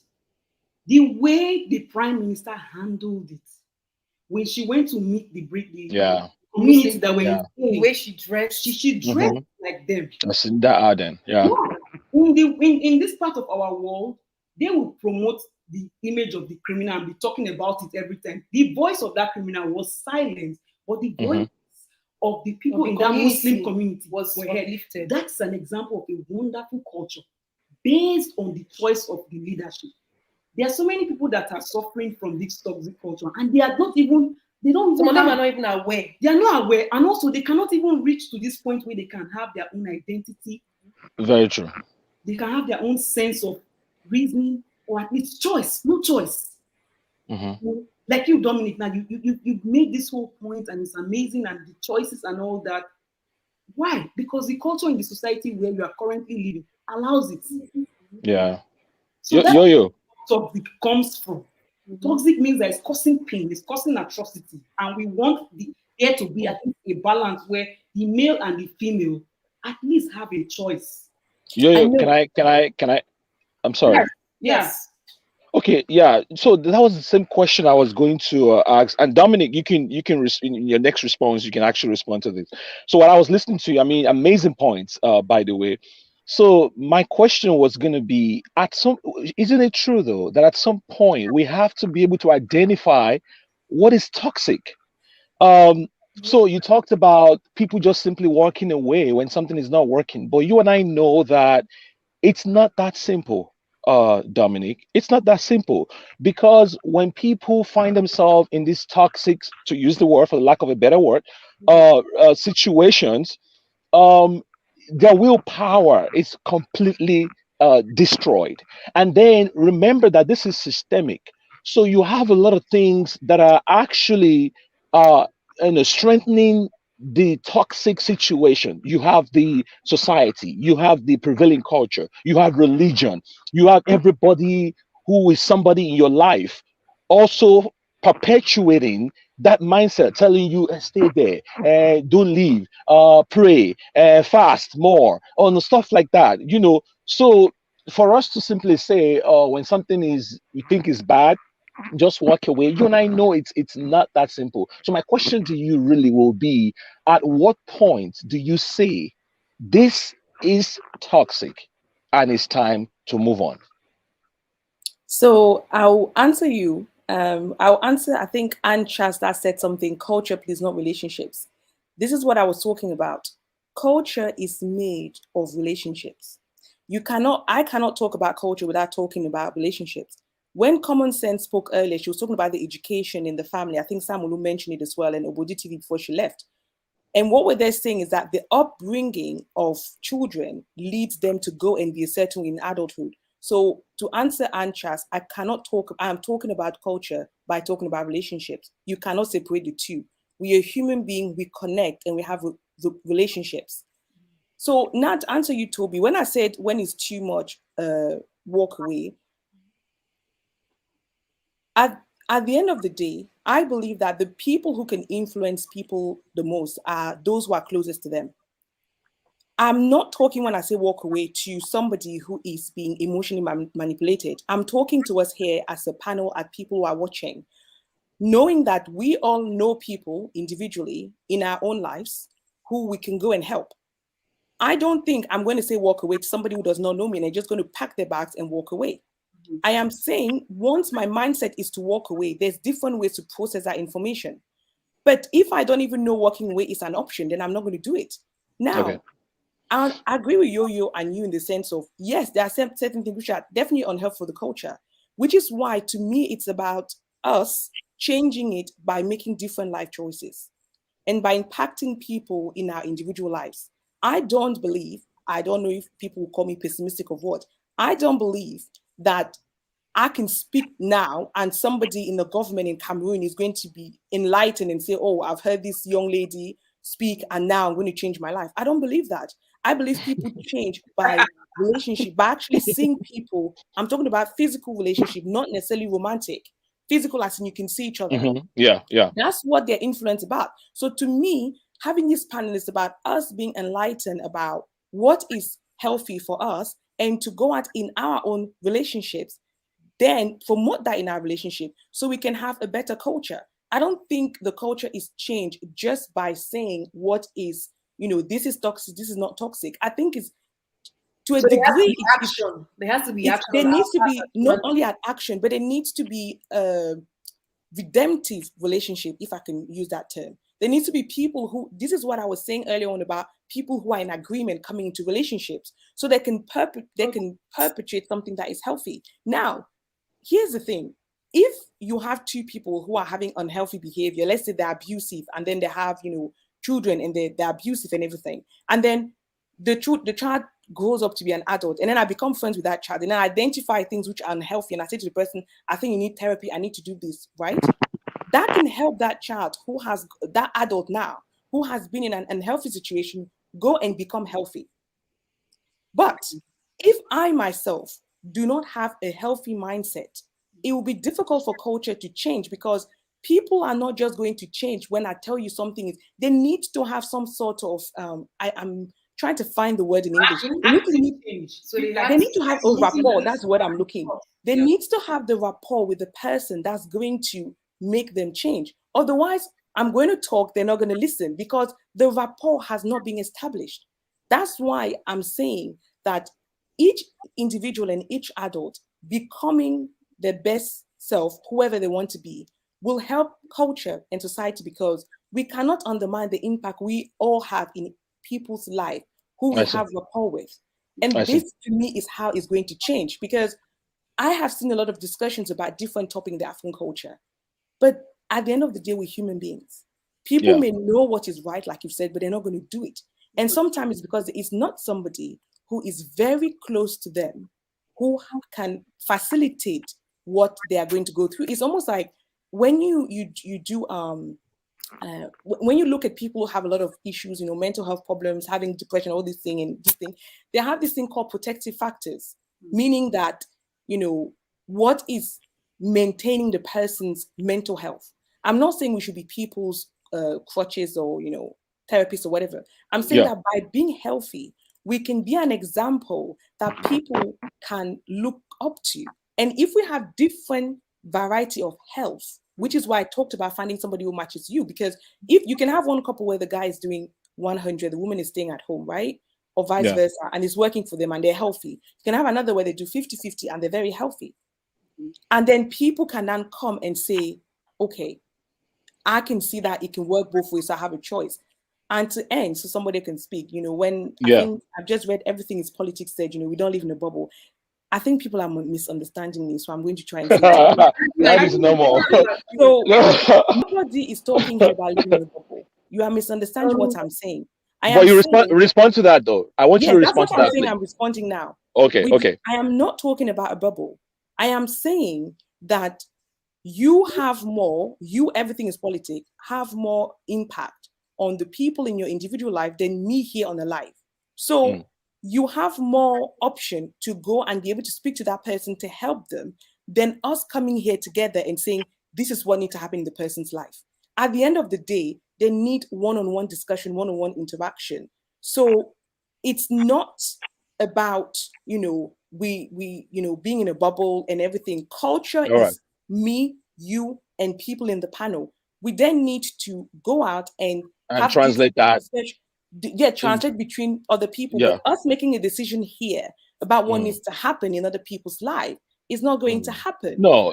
So let me, Yo-Yo, let me come in, please. Dominic, you want to again, amazing points, but I don't think that. Let me push back a little, if I may.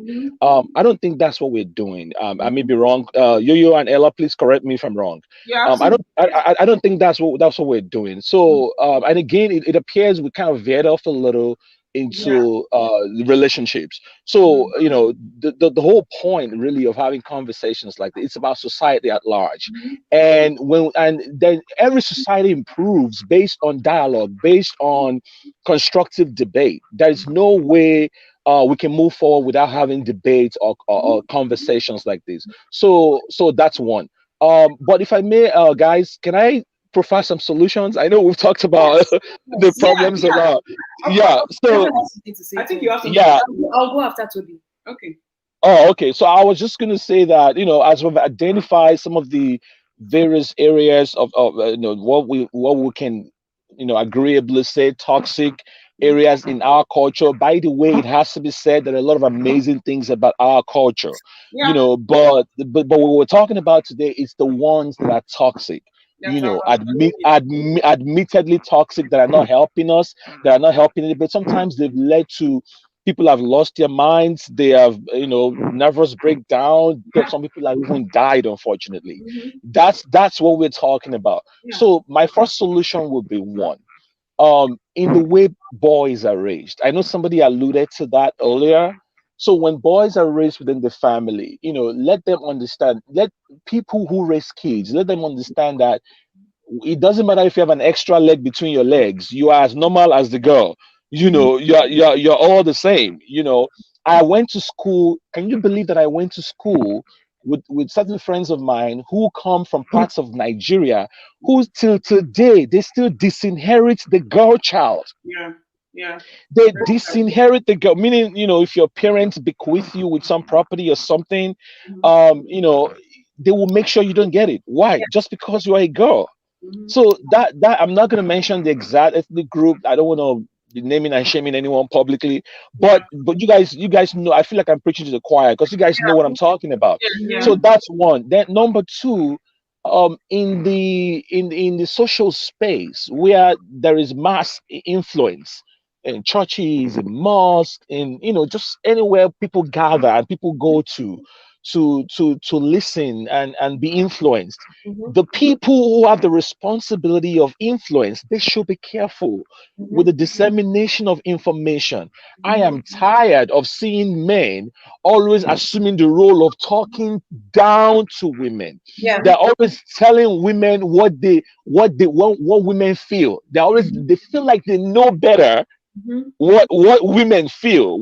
This is what it's like saying this is what a woman wants. A woman wants you to do this. How would you know? Let the woman herself, let her come out and talk. This is what I want. You know what I'm saying? So I'm tired of seeing religious leaders always talking about, men, let me tell you, this is what a woman wants. No, let the woman herself come out and say so. Then to that point, back, because religion is a major part of what we're talking about. They always use the virtuous woman, the story of the virtuous woman in the Bible. And I love that story because I go on social media, I see a lot of my friends, I'm a virtuous woman, I'm a virtuous woman, I'm a virtuous woman.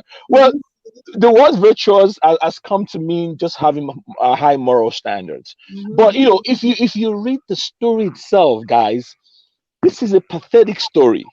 Because the woman woke up very early in the morning and worked her ass off all day. That was all she did. And what was the man doing? Just chilling. And that's what the story says, that the man really appreciated. And who was writing the story, by the way? Was it the woman? It wasn't the woman that wrote the story. It wasn't the woman that said, "Oh, I love my life. I'm a slave. I just love it." No, it was the man that was writing from his own perspective.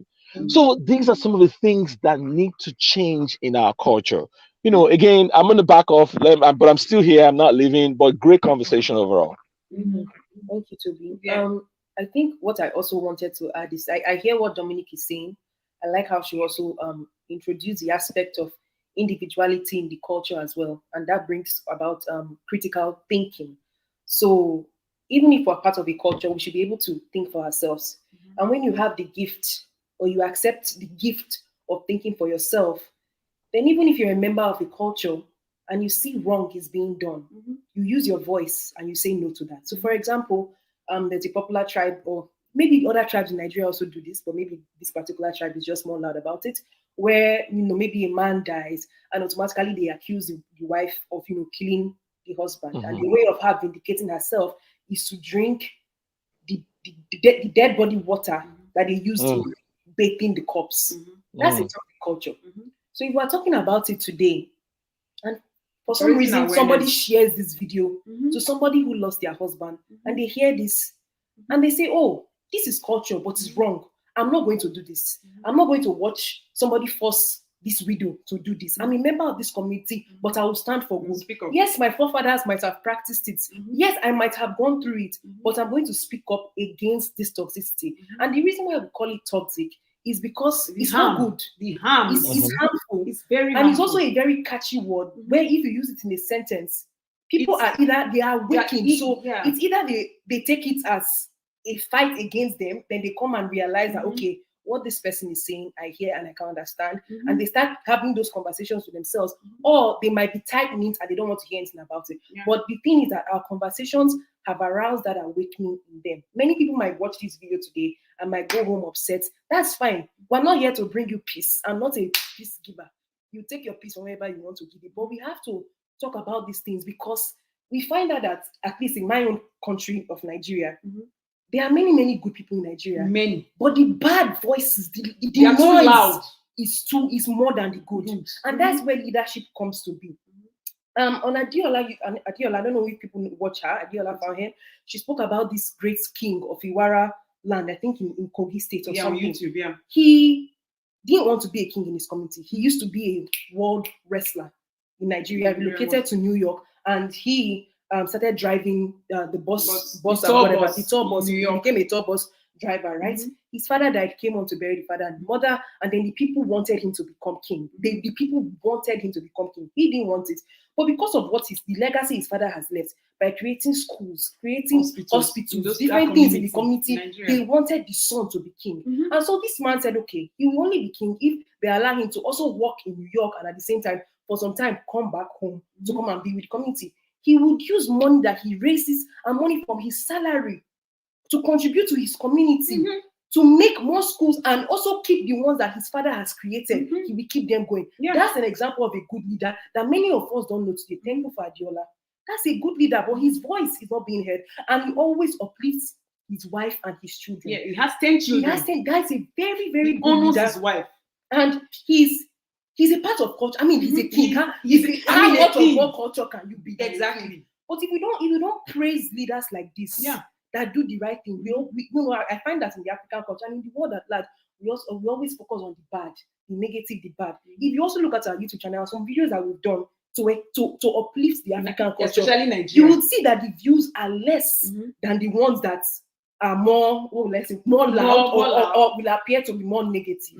So it's like a narrative that we have to, it's the mind of people that we have to kind of penetrate into, because we can all be walking on the streets doing whatever, but if our mentality is stuck wherever you are thrown in life, that's why you can see a Nigerian that has a good mentality in Nigeria will travel abroad and evolve. But somebody who has a calm brain, like they are just stuck, they don't want to change their ways, no matter where you throw them, they will continue to of that kind of behavior. I get that everything is, relationship come to play, how we act around with people.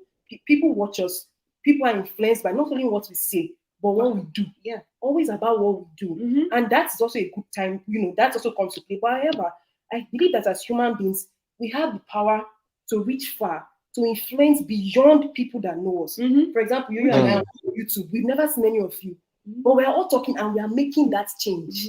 It might look as if we're just here talking and whatever, we're not doing anything, but I assure you that there is somebody out there that is probably watching this and is awakening a consciousness. Awakening by your voice, awakening by your voice. Agreed. By Samolu, by Amaka, and even in the comment section when you talk, and you cannot have conversation with everybody, but people are more drawn either by the way you behave or just the energy that comes that you can't see, but they feel it, and that's where the culture being called. People like, where this one come from? Where are you really from? You get me? It's like from a place where like it's exactly what you said. Where like the good people, they are not like there's no platform. Yes, and if we don't crush this whole negative stuff out, these good things cannot thrive. It cannot thrive. I mean, people can check out our channel on Nigeria at 60. The video we did about our country, Nigeria at 60. Did we know that a month from there, that there was going to be atrocities in the 19 days from there, the answer, we did not know. But if people are not speaking up for the good, because one person speak up, another person speak up, then before you know it, everybody's talking. A domino will be created. Yes. And then the energy kind of like it translates, then it causes behavioral change. Because I know we'll do this thing, I won't do this thing wrongly, so that it's not tolerated. Before you know it, each person is changing, spreading things around, which we're using common sense to do it. You and Ella, on a lighter note, let's tone it down a notch. Me, I want to give my offering, and I'm having a hard time with the super chat. I don't know why. Do you guys take tithes too? Because I can pay my tithe to you. No, we know that Samolu and Toby Samolu. I know that it's Toby speaking. It's Toby speaking. Toby here. Toby speaking, but the way okay. The way Samolu has been quiet since. Samolu, please, your assignments before we end the night. You have to make delicious and delightful Dominic to crack up this channel. I haven't said that. Toby, we from Grapevine that we don't know this works, but I don't know with that. I guess YouTube they collect 30% tax. Yes, that's my problem. That's where I was going. That's why I just didn't want to say it, but since you said it, good. 30% is not good for the ministry. That's too much. But we never get advanced technology for direct tax. Okay. And you be Cash App. List your Cash App, please. Can you kindly list your Cash App? We never developed to that level. We don't even have we want ladies, please. There's no need for research. Cash App is very simple. We have to research now. Me, I will spend my title. I'm just telling you now. So if you spend your time, spend it on something that has common sense that will impact another person. So that if you come back together, take a press together. So that the next time, by next week we will complete this research. We will complete this research. By next weekend. Yes. Okay, please. At least by next week, please set up the Cash App a link and then put it there. So I will give my tithes from last week and the new week together. This is not a ministry.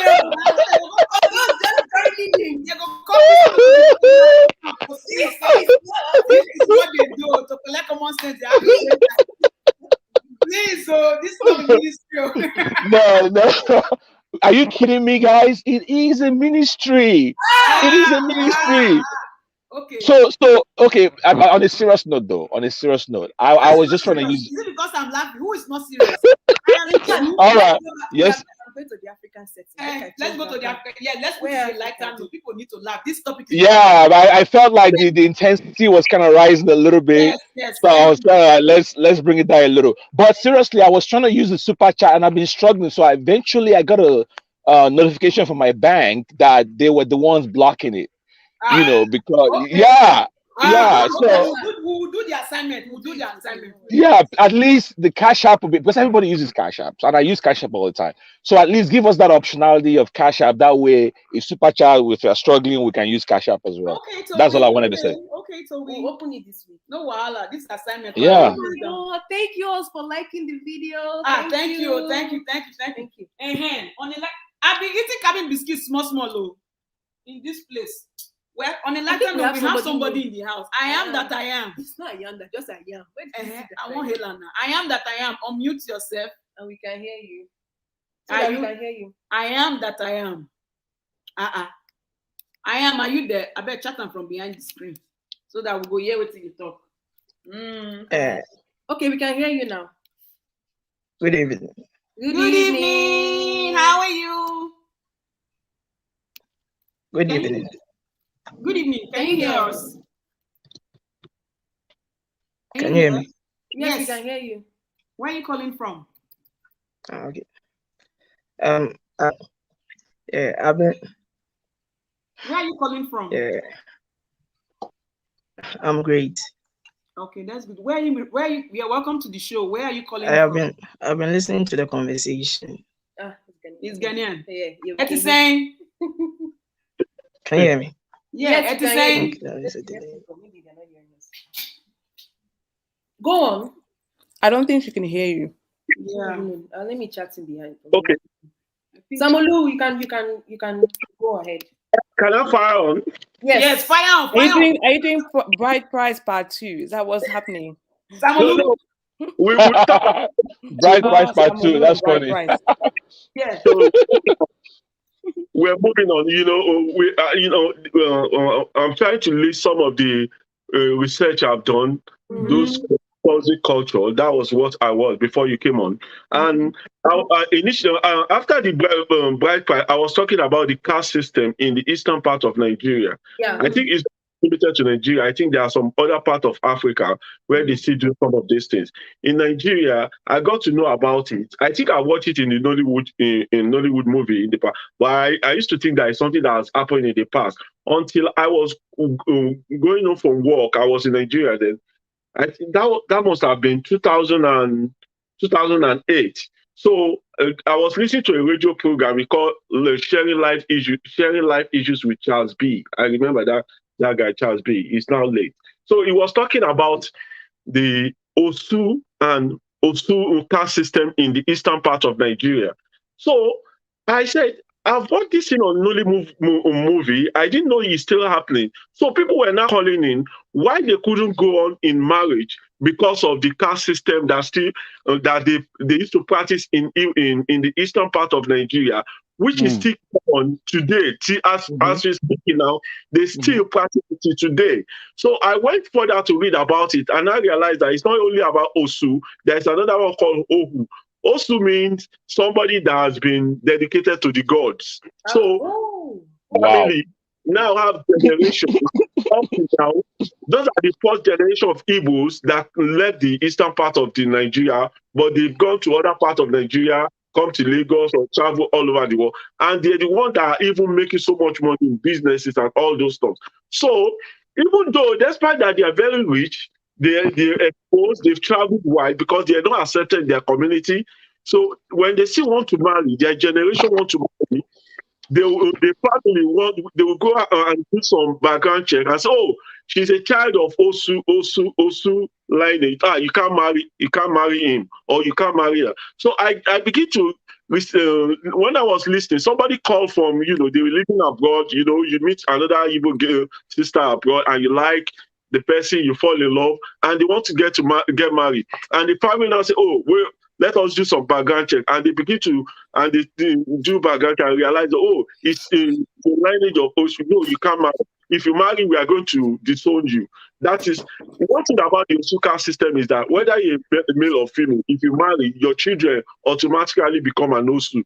And that is how it continues. And I got to office the next day because I was working in a financial service institution there. And I was talking about with my colleague. And I was shocked that one of my colleagues, she's married now, she said, in our past relationship, the guy was an amazing guy that she has to cut tie with the person because the guy is an old school. I said, what? And I asked her, are you a Christian? Because there, now I don't go to church anymore. So I said, are you a Christian? I said, which church do you? I was sure. She said, I attend this Star Christian. I said, that's Samuel. Can you tell this to Samuel that you left a guy because you believe that he's an outcast? This guy also attend Pentecostal church, but despite their religious belief, culture is in them. That culture up to today still up. I listened to last week. I was listening to a voice note talk about Osu, and I still realized that people still practice it today. Yeah, it's something that is very toxic in African culture that we need to end, and we need to talk about it. Very true. Can I ask you, when you did your research, what did they say was the penalty for going ahead and marrying somebody who wasn't? You'll be disowned. You'll be ostracized. Plenty penalties. They will cut ties with you. Yeah. So you become an Osu, and your children also become an Osu. There is an outcast. They live among them.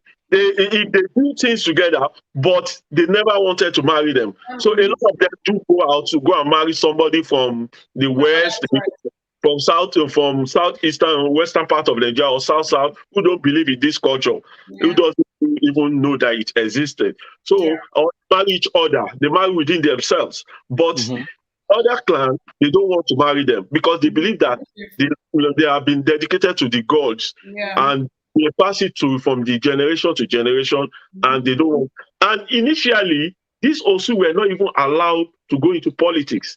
They were not even allowed to do a lot of things. But because a lot of them, because they were being isolated, then that gave them the energy, the power to go out of the eastern region and go to Lagos, to other parts, and they begin to do business, and they are successful. So they limit some of the privilege they give them, but there are still things that they cannot do.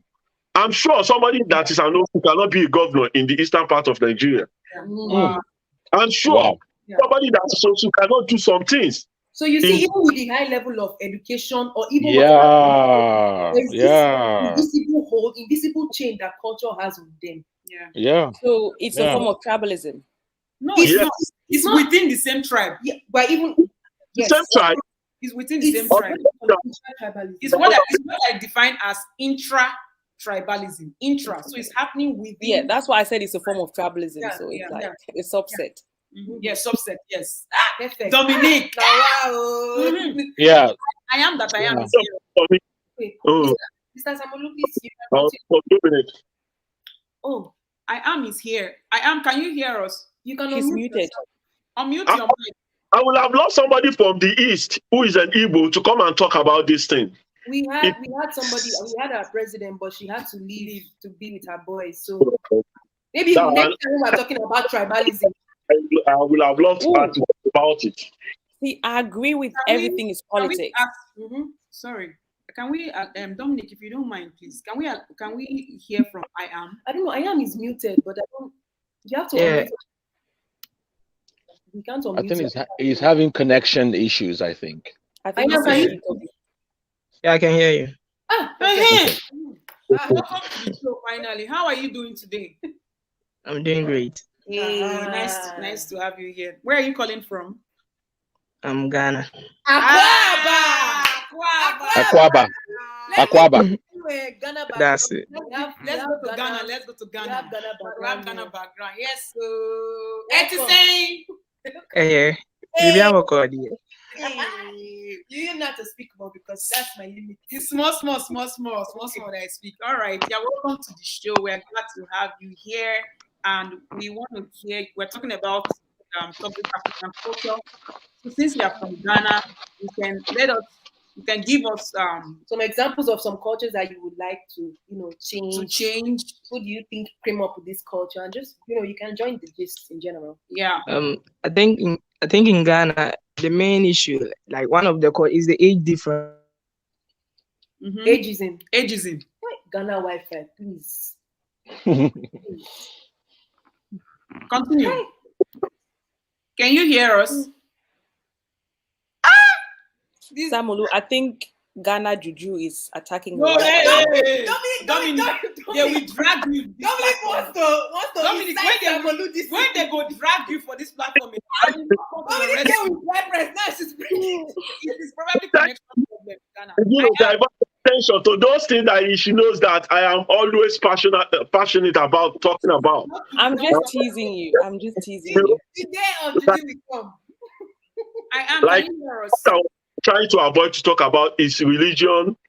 Toby has really spoken extensively because if I start talking about it, people will say, "Oh, this guy is antichrist."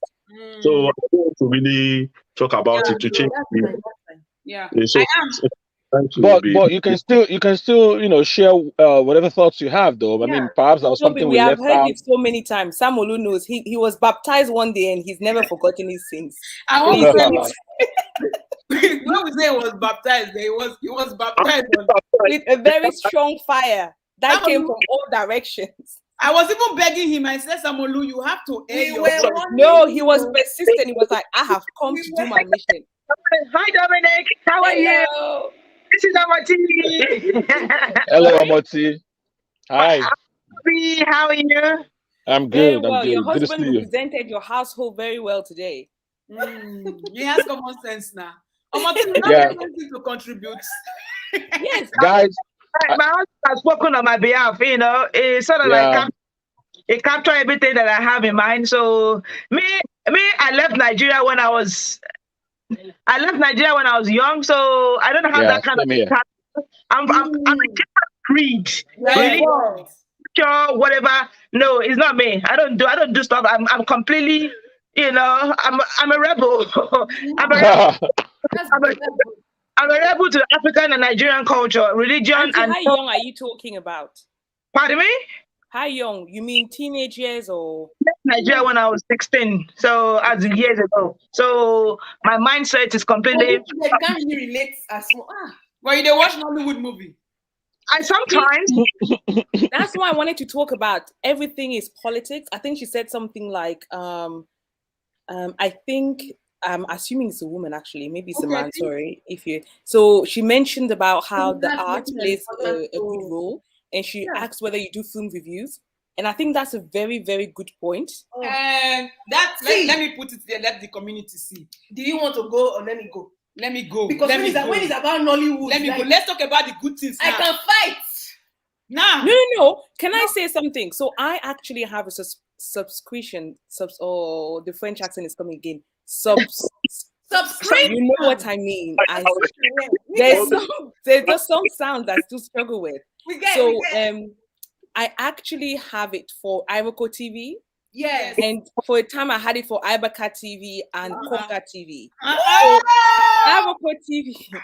So Ivoco TV, I watch a lot of movies there. I've watched all season of Jennifer, I think it's so good. If you decide to do a film review, I would love to do like a collaboration, literally, because I think there's a lot of things that can be picked from. Let me give you for history. Dominic. I watch it. See, and before you say something, if you know I can watch Lemonade with Kunle Remy, Ayola. I don't know yet. Do you know what? Did you watch Men's Club? That was on Red TV. Okay, wait. Please, that thing. Use this gabby. It touched my heart. It touched my heart. I was like, can we talk about it?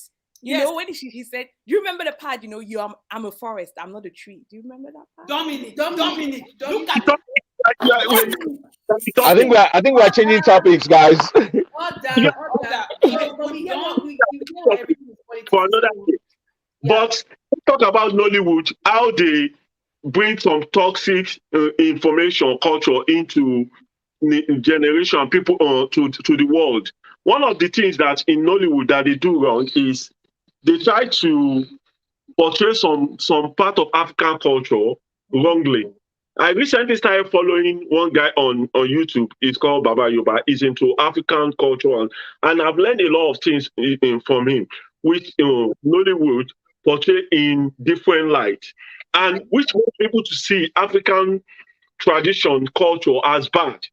Some of the things they do, like sacrifice and all those things, the way they portray them, present it as if that is how African culture is. Some of these things are not the real African culture. They are just the juju, all these scams that they do. And they portray it to be like, that is the way African culture is. And they are not. Hey. Samolu, Samolu is coming and that topic is coming. You people should stop reading our notebook. I don't know whether guys, I wanted Samolu, sorry, real quick. I wanted Samolu to share what he was going to talk about religion before. I'm actually curious. I wanted you to share your thoughts on that. You have the floor. But you see, you people are the one that said, let's make this thing light a bit. We're talking about the FYI is a rebel. It was born in a Christian home, morning devotion, evening devotion. Same here. That's the kind of upbringing it had. My part, people think that it was when he came over to the UK that I kind of like influenced him. You changed him. Obviously, people say when you leave the shores of Nigeria, your mind opened up. It does. It really does. It does. Yeah. Leaving Nigeria has sort of like influenced him. Although before he left Nigeria, he's been singing, he's been making those changes, he's been speaking against it. But when his mindset does well. Omoti, I really appreciate your role as the public service announcer. for Samujo. And he wants to hear from you. He wants to hear what He wants to hear from the horse's mouth, as it were. To share his opinion. Yeah, if you want to hear what Samolu has to say, me if I have to respond to Samolu and Nollywood first. Okay, yeah, sure. Yeah. About it.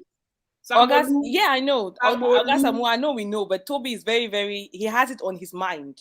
For you to speak. I'm just curious. I'm just curious to hear what he has to say. Okay. That's I just. understand. He's going to say it, but I have to respond.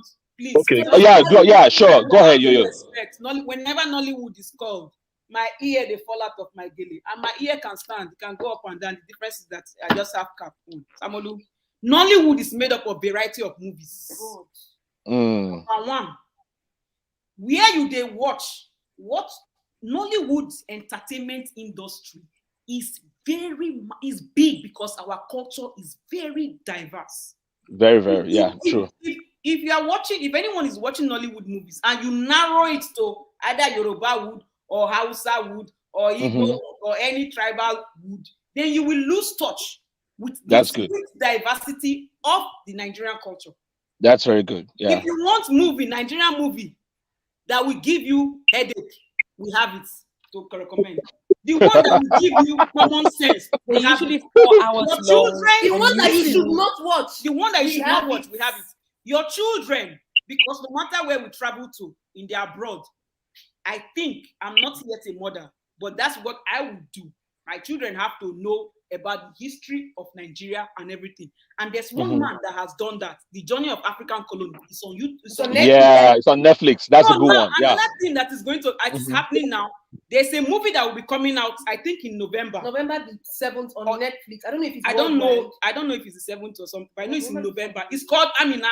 Watch the trailer on YouTube. Netflix on Africa YouTube. I don't know if it's Amina, go and watch that trailer and get ready for it. So we have, if you want a Nollywood movie that will make you have hope that there's a possibility that our politicians, we can have good politicians with common sense. And even what your excellency, if you want Nollywood movie where you want to see where elevate women, king of boys. Or women wives on strike. If you want the Nollywood movie, where you see the impact of, if you say what the Nollywood movie, where I think Mo Abudu did one as well with where a lady was a governor of Lagos State. I've forgotten the title of that movie. What Republic? If you yes. Movie where you see the impact of tribalism, which is a toxic culture, we're going to have a separate video. Go and watch The Bridge. There's two separate ones. The Bridge, we have Ukraine, and there's a funny one of.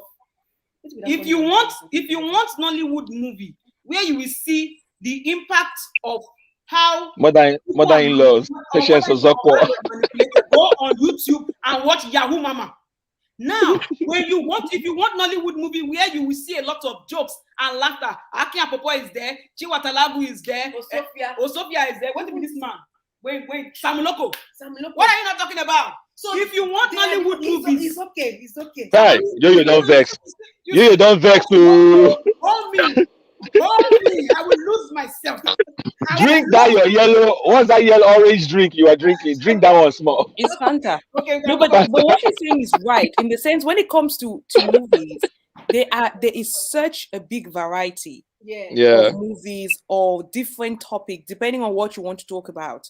I don't think you can just say that Nollywood, like some movie there's juju all the time. I remember when I was growing up in Cameroon and we had this African magic and it was juju and then they painted their face white and whatever, and then you always came at 8:00 at night, then you have very weird dreams about juju and everything. But the fact is there are also good movies, there are also very entertaining ones. So for Nollywood, that one, Ogasamulu, I don't be with you. I don't agree. I don't agree. I will drive alone. I do watch some Nollywood on Netflix when it's like Kunle Afolayan movies, Tadio Gidon, Mainframe, all those ones. I watch all those because the way they present the culture, the Africa and the setting. But I'm talking about some Nollywood that try to promote, money ritual and all those stuff, and try to present some African culture in the light that that was not really the way African culture were. So those are the ones. And when they project this thing to the world, people begin to believe that, oh, it is really, and people begin to have this mentality that, oh, I can do ritual money and make and become a millionaire or make money. And you see people killing each other, believing that the things they've seen in Nollywood that is possible. And you know, and these are the things that, you know, I don't even know how the board even you know, approve of some of those movies to be released for public consumption, because it tried to, you know, poison the mind of the people. That's my own point. I'm not, you know, putting all well, you know, NBC. Sorry, Samalu. NBC. They are, you know, whatever their criteria for censoring those movies is basically on nudity and what is politics, you know, usually are surrounding around those 2 points. So they don't care about you portraying a negative image about the country or whatever. It's not about that. Let me make a point. Let me give you one scenario that happened. When I was working in the banking industry, there is this thing that happened in a branch in the north. Because of these are some of the influence of Nollywood that they watch in too much of Nollywood. The bank manager, operation manager, and the cash officer, they connived. So they sold the bank money, obviously. They now want to put they put a calabash, some feathers, something. Oh, Lord. They stole the vault. There was smoke coming from the vault. People don't say, what happened? And, you know, eventually, the banks, you know, they call in the forensic investigator, everybody. They came, they do. You know, forensic investigator in Nigeria. It's just simple question. It is just simple question. Don't vex. Don't vex. Okay, they do. So they came like CSI. So I mean, it's not like CSI yet, but give us some credit, please. They're on the way there. CSI. When they do investigation, they said the cash officer and the operation manager should be arrested. When I read it, I said, are these people crazy? Because I was operation manager when I left. And I know that there is no juju that will come into your vault that will come and take money. It's not possible. This is the country where snakes and monkeys. I want to be starting for now. And I know, you know, when I was working, some of my tellers then, when somebody comes into the bank and said, please, I need you to break this money for me. Please, I will say, I'll give it to one of them. Can you help me change it to the customer? Do you know what they will do? Because of their mentality, they will put the money by one side, they change it, they will not put it with their other money they have. So when they are when they balance at the end of the day and they want to transfer them so that I take it to the board, they will not give me. I will say, so why do you do that? They'll say, because the money can disappear. What will disappear? Juju is real, man. I told you guys last week. Juju is real. I said, people need to disappear. Somebody stole it. Eventually, I'm not the one who talked about Juju. It came out of Samuel. I dropped that subject very early on. He now bring it. Oh. Them, they were beaten. When they were beaten already, they confessed. No sense. Juju came to come and see money in the bank vault. They connived, the two of them. They now went to why? Because the Juju had expired. Juju have expiry dates. Hey, order, we're going back to So I think we've had enough. We've had enough fun. So the credit finished. Yeah. What happened? Samolu, please answer Toby. I think he wants to know more. Toby, so ask the question to Samolu. No, I was just curious as to because this is something I'm passionate about. Because there's the real religious influence on our culture. Because going back to the original topic of discussion, I feel like this is really it underpins the thing that we're talking about. So when you said you had something to say, I was just curious to hear what it was that you wanted to. Let me say, from childhood, from a very young age, I have always been having this. I've been very curious about everything they tell me. So when they read the Bible, some of the stories in the Bible, I find it very, fascinating, confusing, and I'm always very. I have this, I'm very inquisitive. I'll ask my mom and dad. My mom, women will say, shut up, that's the way it is. You should accept it the way. But my dad sometimes will provide me answers to some of the questions. But some of the answers, I'm not really satisfied. But some of it, some of it might be reasonable. Right from child, when people are talking about tithe recently, while I was in primary school, my father taught me about tithe. I said, when they were talking about, I asked him, I was in primary school, he said, if you want to pay tithe, don't listen to all those pastors that come and bring your 10%. When you make your money, pay all your bills, do all your feeding, whatever is left, now divide it into 10 and pay tithe. Okay,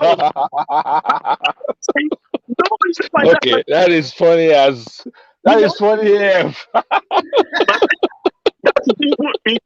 is even if you want to do it, because it's not even tradition, it's a Jewish tradition. So it's not even applicable to Christianity. But even if you want to do it, that is what you should do. So I said, my dad never paid tithe. So he was just saying, if you want, but he's a very strong Christian. I grew up in a very strong Christian before and night devotion before you go to bed, we pray to all those. But I've been the rebel of the family because a lot of times when they say you have to fast, as a child, I see it as an abuse. I will just go sneak and go and steal, and look for food, eat, and I will, disguise as if I'm fasting. But I never fast. I never fasted. I would just Samolu. Out of not fasting. Did we say yeah? No, me. I was a very judicious Christian. I grew up in a very strict. My parents were not really all that crazy about this stuff, but I grew up in a very strict church environment. So I fasted a few times. Maybe that's why I'm kind of slim. But so the fasting doesn't have long-lasting effect. Dominic, what did you say? What did you say? You said you fasted twice when you were a child. That's why you are slim now. I say, that's not like you can't be fasting as a child. And then in adulthood, you still not be fasting. Maybe Samolu. But Samolu, finish your thought. Then I'll respond. I will actually have a response. But yeah, go ahead.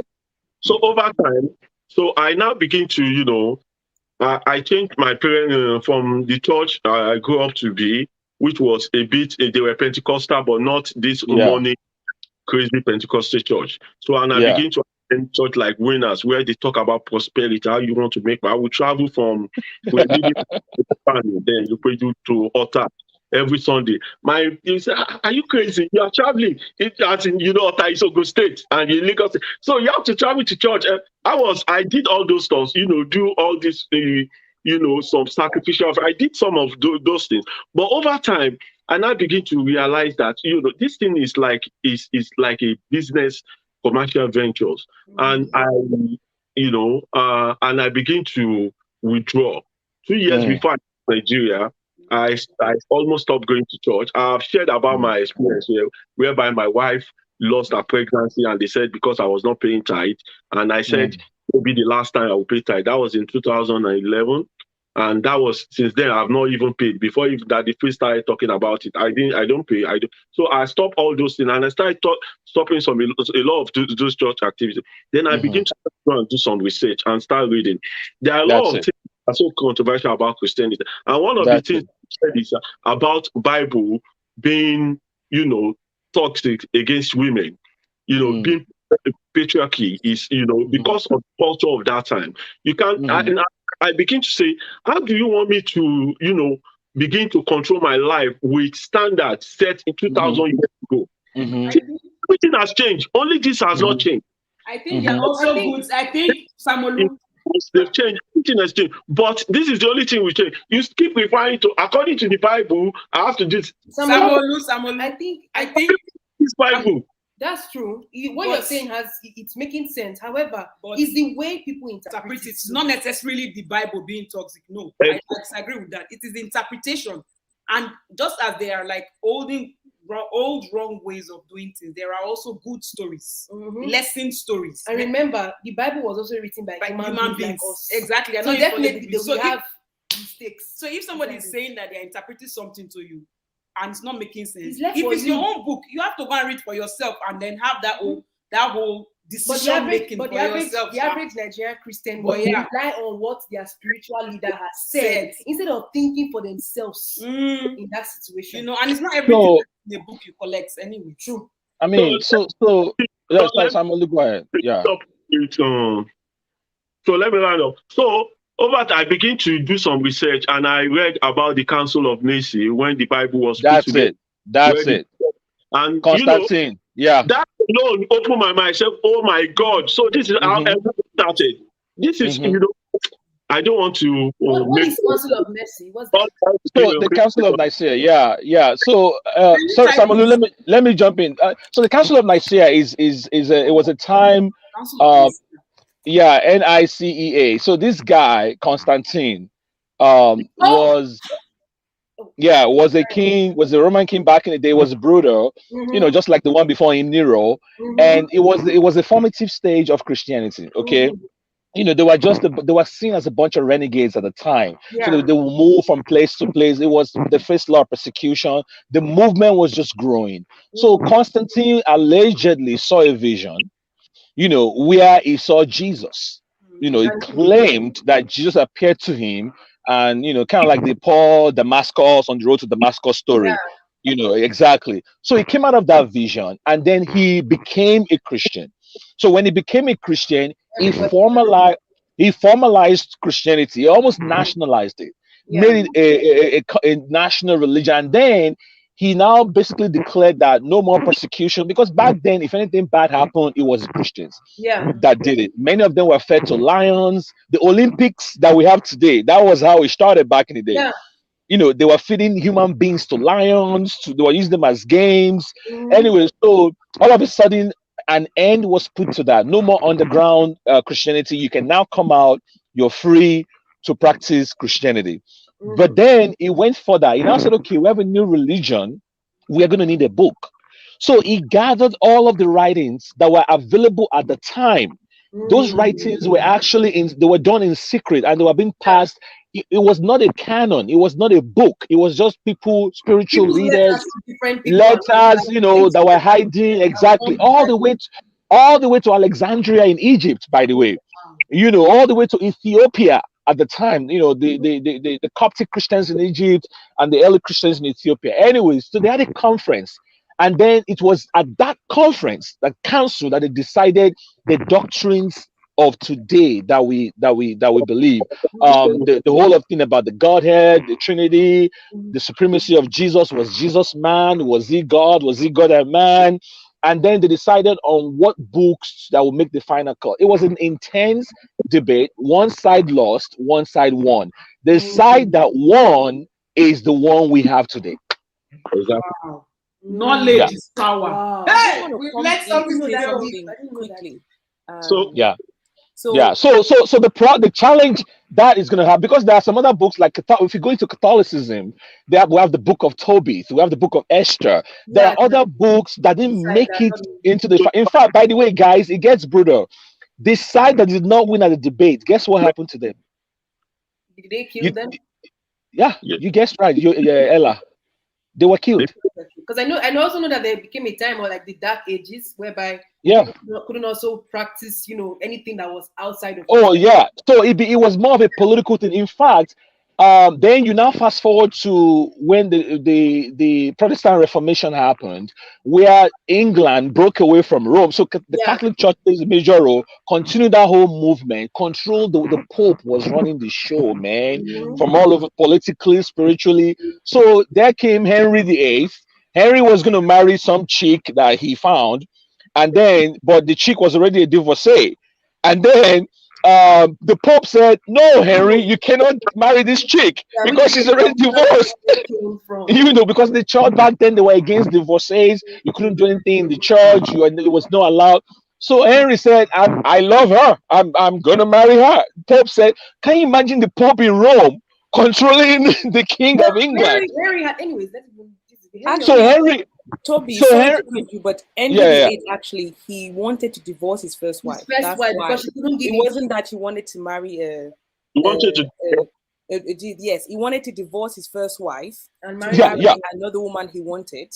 So the church at the time said, no, you cannot do that. And then he said, that's where they created Church of England. And that's how Thomas More was martyred, because he was one of the few bishops who said no, because the king then said, I'm head of the church. And they said, no, we don't accept you as head of the church, because that's how he created Church of England. And then so I thought Anne Boleyn was the lady, right? I thought she was the one that was divorced that Henry was going to marry. No, he wanted to have his already married, annulled. The Catholic Church wouldn't do it, so he created Church of England, so they will annul his first marriage. So he can marry, and at the end, I think he had like 6 marriages at the end. Yeah, so but that was when they actually cut off from Rome, and the rest is history. You know, bottom line. Anyways, it's all. The point here is to not spend all the time on this all. The point is how we arrived at this the toxic culture thing we're talking about.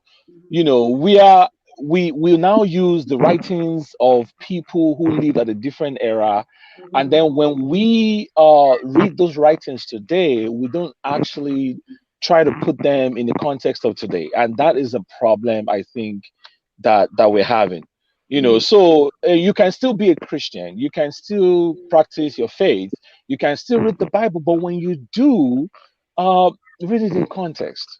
You know, I'm read going in to be context. very controversial to Sam Olu and Toby. So okay, I'm a very I'm Catholic. Actually, I'm Roman Catholic. I believe the Bible is inspired by God. And to be honest with you, I think that people use any resources to abuse people. I know the history of the church. I know the history of a lot of things. And that's why, to me, faith is personal first. So I don't think that if somebody who is Nigerian has done something, then Nigeria, like if Nigeria does something, anytime you say Nigerian, you say, are you a Yahoo boy? I think people need to be looked at as individuals. That's why for me, every time people hear I'm a Christian or I believe in this, they go, oh, you know, you are this and you are that. And I'm like, no, just because somebody is using the same book I'm reading to go and abuse people does not remove the validity of the book in my mind. Now, I'm not trying to convince you or, you know, Sam Olu, because to each their own.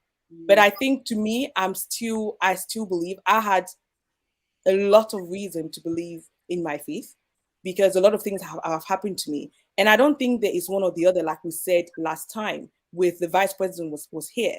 I think it's about having common sense or being practical does not remove being a Christian.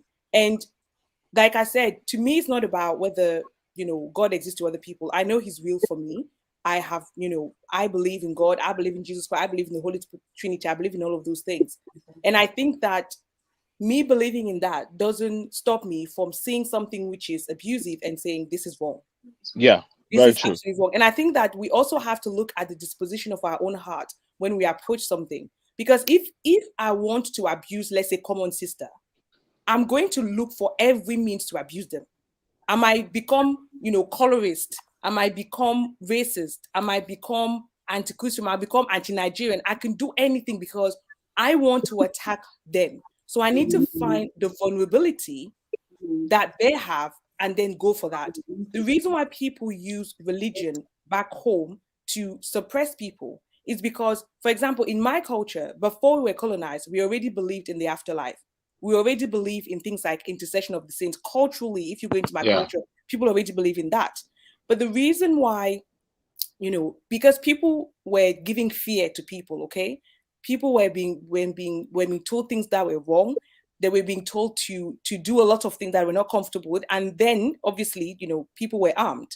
So it's not the same thing. Now that we are free and everybody can make their own decisions. But I think that at the end of the day, each one's journey is different. And I respect people who used to be Christian. I'm no longer Christian, and I don't try to evangelize anybody, because to each their own. But I also think that, to me, that's my own personal opinion. My faith has helped me be a better person. It's helped me being a more empathetic person. Helped me being a more loving person and caring person, because the disposition of my heart was to love people. If the disposition of my heart is to use people and you give me a Bible, of course, I'm going to be looking at every single Bible verses without any balance. Of course, I'm going to go and say, women submit, women submit to your men, rather than say, wives submit to your husband, and husband love your wife like Christ loves the church. Of course, I'm going to do that because I'm trying to control you. I'm trying to use you. So I think that's just what I let me comment. So I don't think that we disagree. I think we'll agree. And if you have listened to some of my contributions so far, I kept emphasizing that I have not lost my faith. I have not. I wasn't saying you've lost your faith. I was just saying that. Let me just say my own. That was it. Okay. So yeah, what you said was not controversial at all. It wasn't. We agree. So the only thing I'm going to add to say is that, to your point, some of the people who have influence over people, sometimes they don't do it deliberately to control. Sometimes sometimes they're not even aware of what they're doing because it's based on ignorance. That's what I'm trying to say. So if you find a leader over people who is perpetuating rather this toxic culture and using the Bible verses, because number one, he doesn't even understand the history of what he's reading. Number two, he does not know how to interpret properly. So he's not bad intentioned. He's just ignorant. And so the sad part of that ignorance is that it has a negative impact on the people's lives. That's where the danger lies. And that's why we need forums like these to address things like that. But at the end of the day, to be honest, Dominic, if you read the Bible, there are things that you would be like, huh? No, seriously, let's be real. You people are taking this thing to another level now. I'm sorry to cut people in. Let's decide we've gone over 2 hours. We actually planned 2 hours today. Yes. That's true. But, 2 hours. Amazing though. Amazing conversation though. Amazing. I mean, today I said I must stay here full time. I no go leave.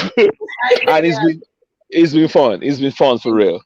Thank you so much. And and we appreciate everyone, but I think since people are the ones on the panel, if you have your final words, we'll end with Samulu, because I know Samulu also had some other list of things too. Samulu always has a list. He needs to be elected to vice president number 2, because he comes with his own agenda to the meeting.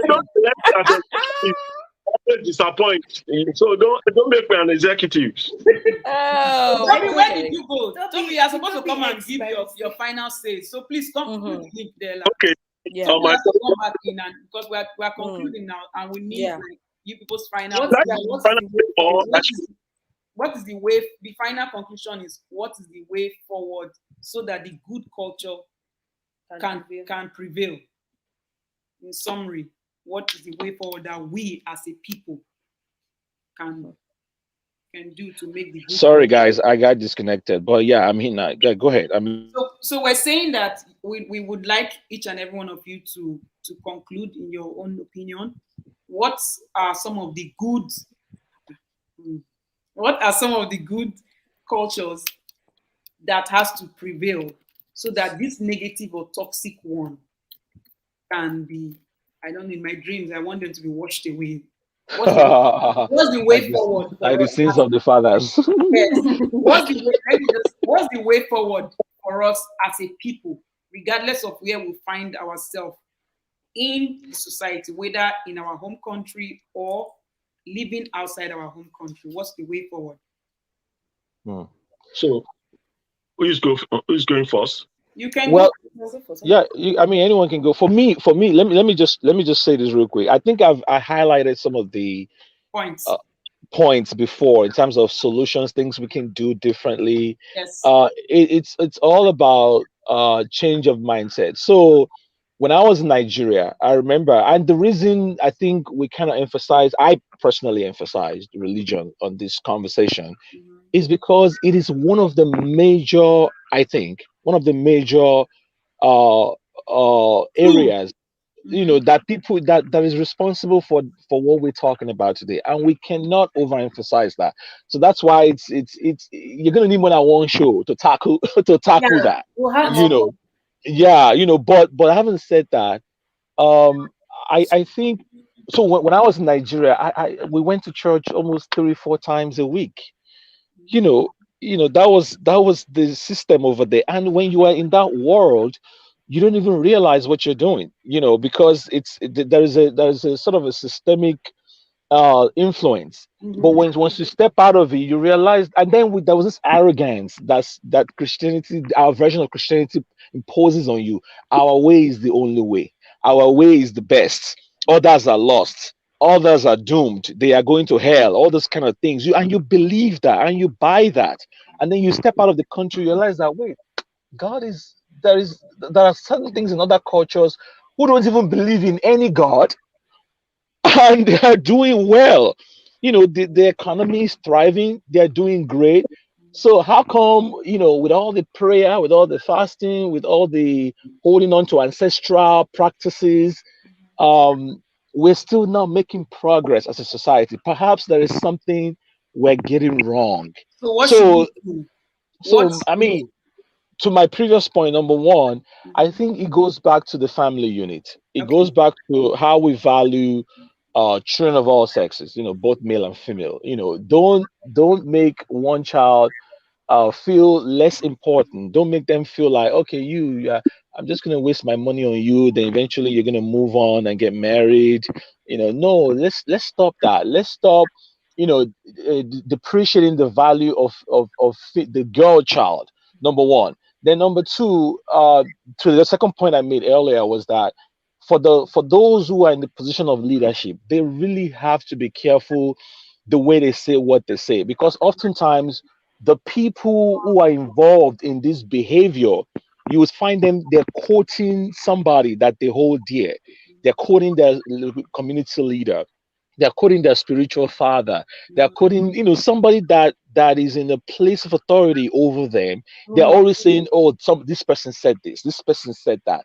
So to those people, you know, they have a higher calling, a higher responsibility to be careful what they say, what they advocate, and they should never in any way support any form of abuse, any form of toxic behavior. And finally, I would say that we need conversations like this to go on. We need forums like this, you know, beyond just going to a public place where you sit down and listen to somebody. You can organize, you can begin to rethink. It's okay to question things. Feel free to question, you know, don't just accept things the way they are. That's the way it's always going to be. And I think there are a whole bunch of other things that we can do, but at least for those 3 points for now, I'll just leave it there.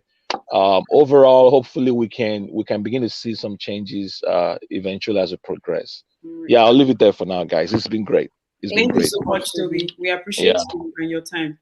Yeah, but I'm still here. I'll listen to what others ask. We're not removing you.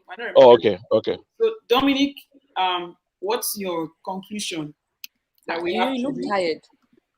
We have not had lunch. We haven't had lunch, but we will. We have not had lunch. Sorry, you. How do you say it in? Are you Igbo or Yoruba? I know how to say. Is it Pele?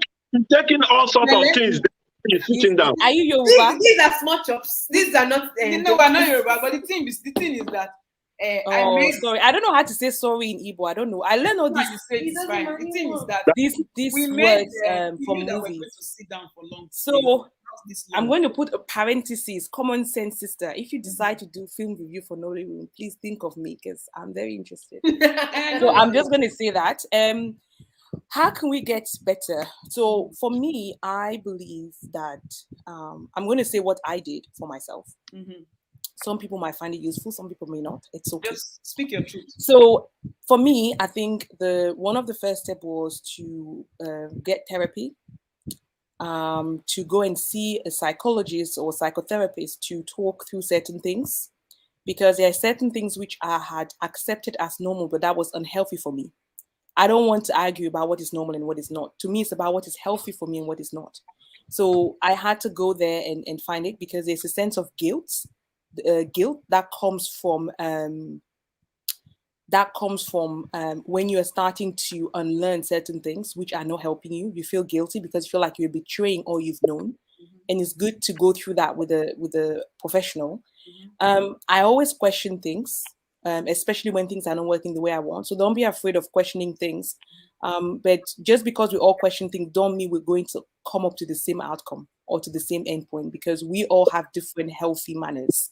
So all I'm saying is don't be afraid to go down your own path. Okay, because wherever you go, I think one of the biggest fear is I'm not going to find community at the other end of the line. Okay, especially when you were raised in a community setting. But you just have to trust and believe. If you're a Christian, trust God. If you're not a Christian, ignore this. Trust God that on the other end of the line, there will be people in that community who will have questioned their lives as well and gotten to the same outcome as you. And then you can start making change by an individual. I still believe that the biggest change that can happen is from the family unit, is from, the relationship that you have, the personal relationship that you have, how you impact people on a day-to-day basis. I think that has more emphasis than, lectures and things like things of the sort. Not that those lectures do not have an impact, but I think they don't have the same impact as speaking to people one-on-one and learning what is happening. And reach out if you have people that they're being abused in any ways, whether it is spiritual, financial, personal. Reach out to them and speak to them. I think that because it's about their well-being, it's just trying to see how you can help them to get to the other side. And then after that, they can go on their own way. And I just want to end to thank Common Sense Sisters for your channel. I know you're trying because you're tired, you've not eaten, you've been fasting for the life. So I thank you very much for everything. Yeah. I know the conversation went a bit another way, but I think my point was, like I've always said, I'm against any form of spiritual abuse, but I'm very much for, after you've gone through that, you've been out of, that spiritual abuse, it's not up to you, whatever your belief system is to be, but be free to make that choice. So yeah. So thank you so much. The thing is that the pounded yam we ate in the morning. How you eat pounded yam in the morning? What kind of behavior is this? Coming for a live show. You are doing physical abuse to your body. What is this? Your body was shocked in the morning. That's what you did. Your body was shocked. Pounded yam are things that we eat when we are going for heavy assignment. For example, when you are having like community meeting. This is community meeting. This is diaspora community. You have to follow. So I made pounded yam this morning. With Ella made the pounded yam. I made with a lot of wow. Wow. Is it swallow? You Nigerians and swallow, my lord. I know Nigerians. I've never seen. Every time God help them. Swallow. I know somebody who has like swallow 5 times a day. I said, how? No, variety 5 times a week. I say, do you know one variety? Or this rice that you have with jollof rice? Which one is better? Cameroon, Nigerian or Ghana? See, Dominic, you have been Nigerians. Dominic, you have been us. Wait. Cameroonian jollof is the best. You are amongst Nigerians and you are yabbing us like this. The devil is a liar. We no go green. Common Sense Sisters, you are sitting there and letting Dominic yab us. I'm not yabbing you. She gave me the thing now. She said she ate pounded yam in the morning. What kind of behavior is this now? Please. I was just saying, you were giving vote of thanks to Dominic. We're not going to stretch this on wall of jollof. I'm behaving. I don't know. This abuse that you are trying to send my way. Dominic is starting something. Dominic, you are starting something. I'm not starting anything. I'm respecting myself. You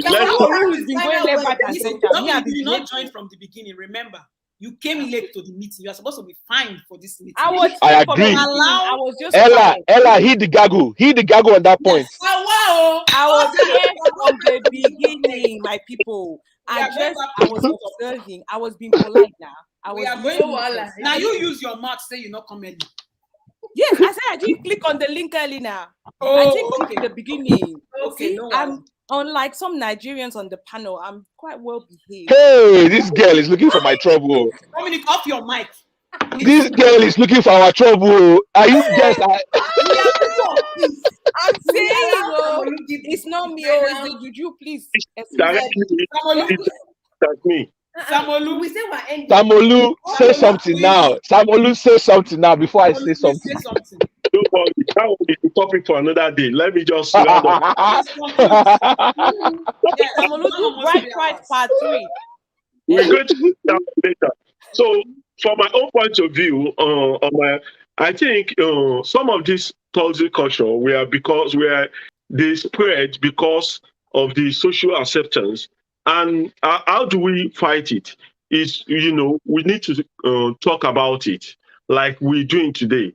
Now, we might think we are just having fun talking about it, but some people will come over, see this video one day, it will be there forever, and they begin to get enlightened and get some of this information we've talked about.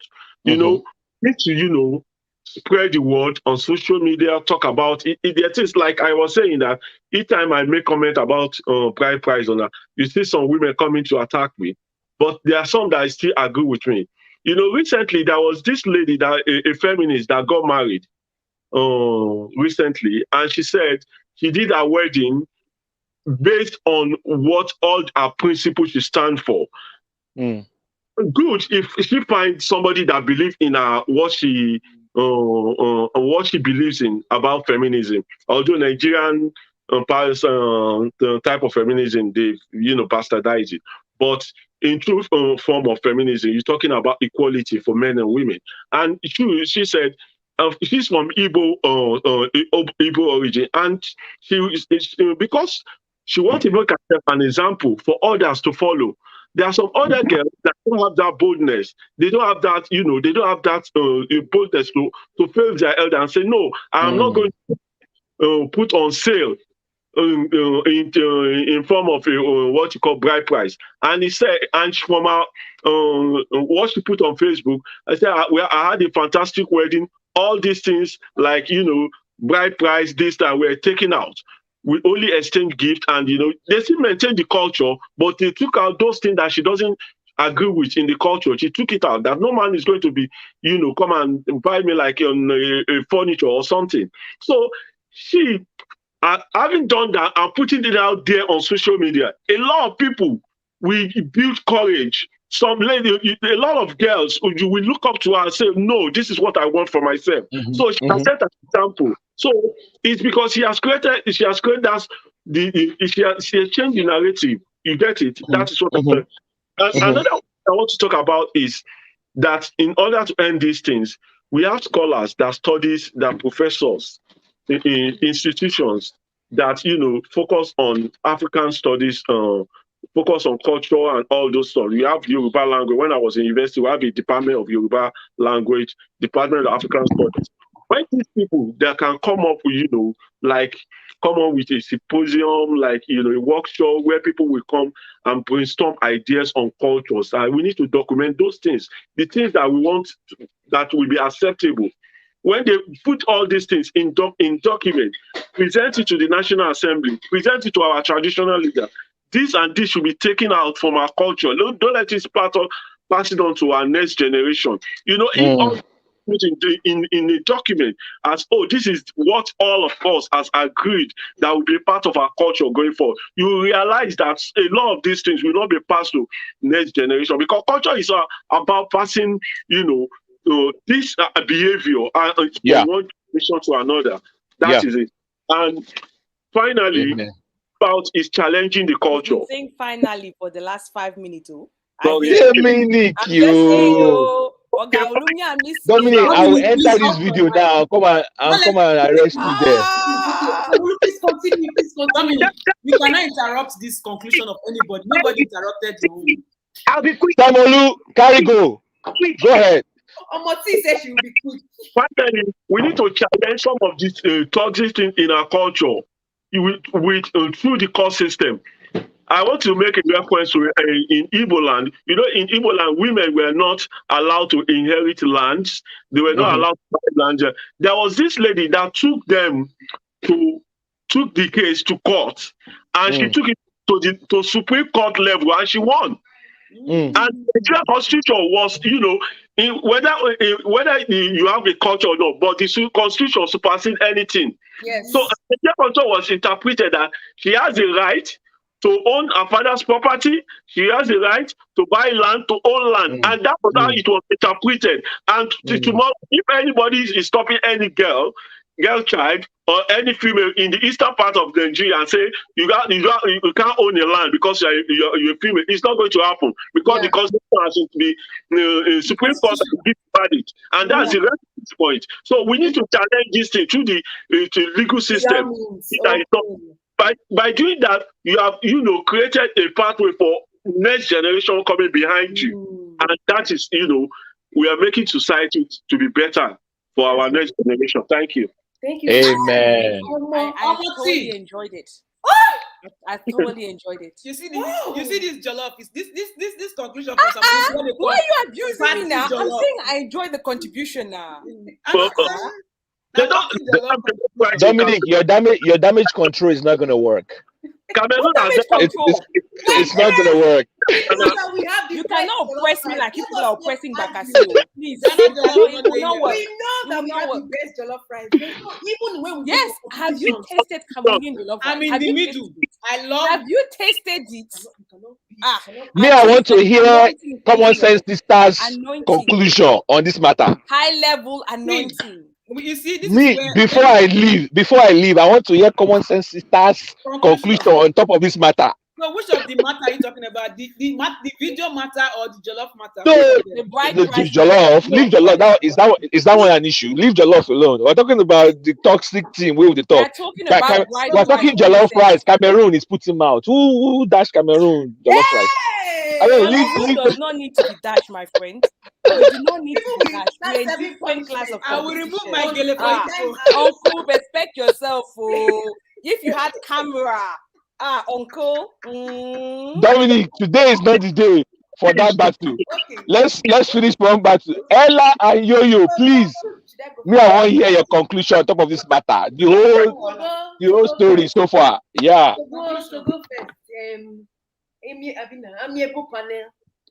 Nobody is judging here, so there's no panel of judges, but panel of common sense. To the squad, people that are watching now, people that will watch in the future.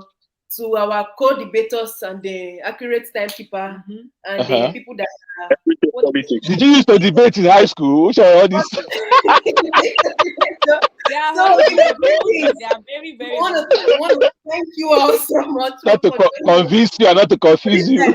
That would be my end statement. So okay. It was all about talking about culture, the toxic part of culture. Yes, we acknowledge there are some beautiful things in our culture, from food to dressing to community to behavior. But today we have to speak about the negative things and how those things are bringing us back. They are slowing us down. They are not making us ascend to the permanent site, which is common sense at the end of the day. Now, from the panel of today, we are saying one thing in different voices, but the goal at the end of the day is that we see ourselves as human beings first, capable of making mistakes, but we also have rights as human beings. And our rights as human beings transcends over every culture, over every religion, over every book.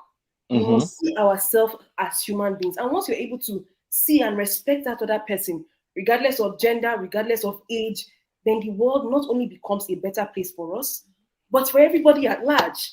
And the thing that I also have noticed with this panel of today is, at core of everything, it comes back to community and to family, immediate family, because that's where people learn their norms. We are born into this world empty-handed. We are tabarasas. We don't know anything. There's a veil of ignorance that we have.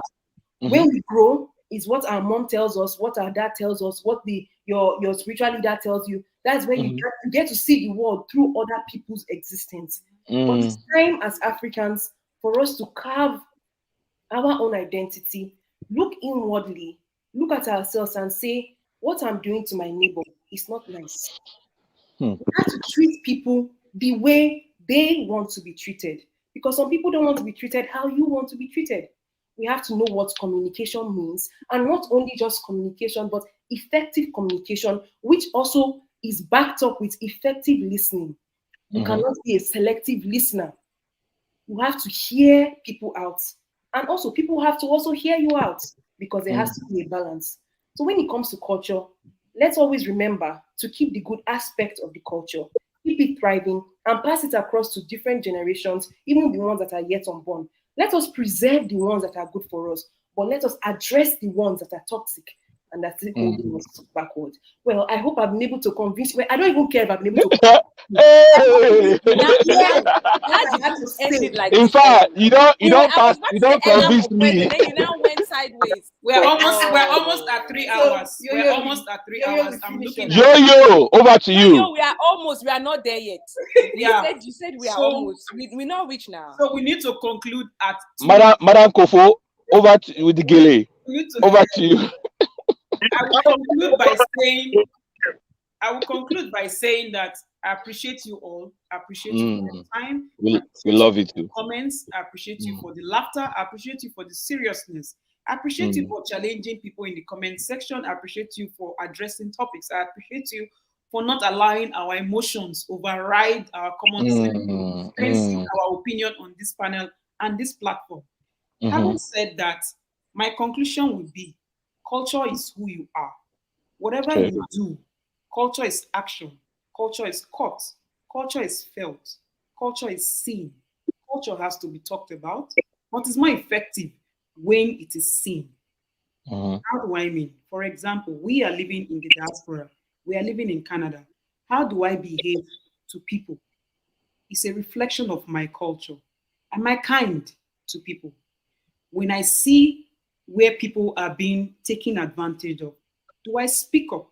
For example, when we were at the African store and we saw that one of the staff there was talking down on the female staff in the African store, we asked for the owner of the store. We wanted to see him. They said he wasn't in the store. We said they should send for him. And we told him that this behavior will make us not come back to the store. It's an African store that's made up of people from different African countries. If your male staff is talking down at the female staff, all of us were African here. We as customers who are African trying to patronize this same black business, we will not come back if we see that you are not treating your fellow Africans. That's good. So, what am I saying? When we see bad things happening to people, especially people from our own culture, we have to speak up either in action or verbally, right? For change to happen. If good people keep quiet, bad things will thrive. Very true. That's number one.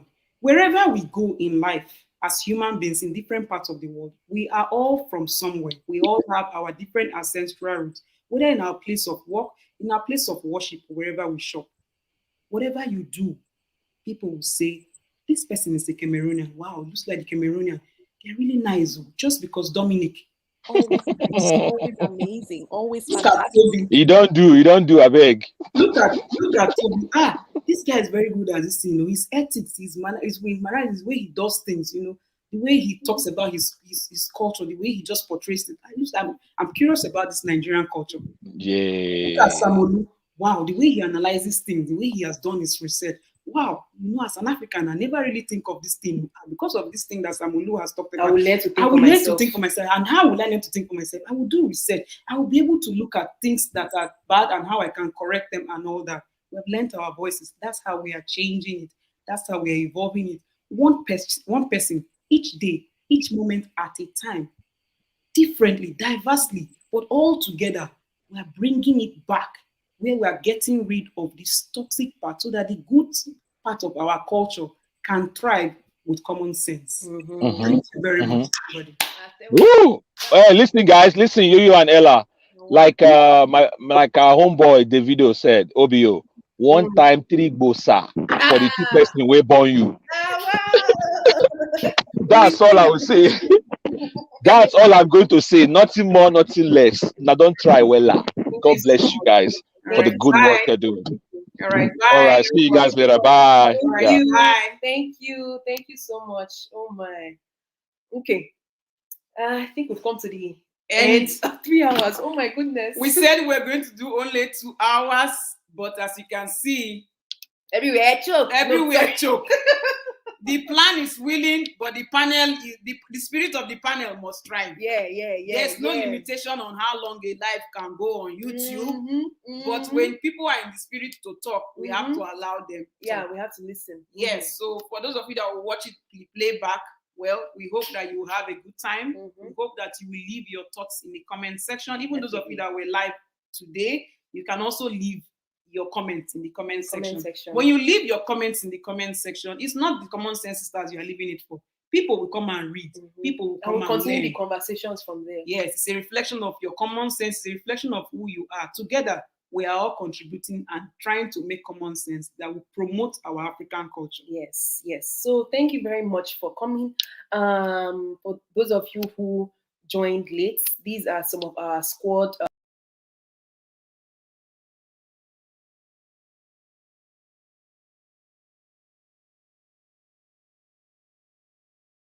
Anything you will be able to see. Also, keep tabs with our community.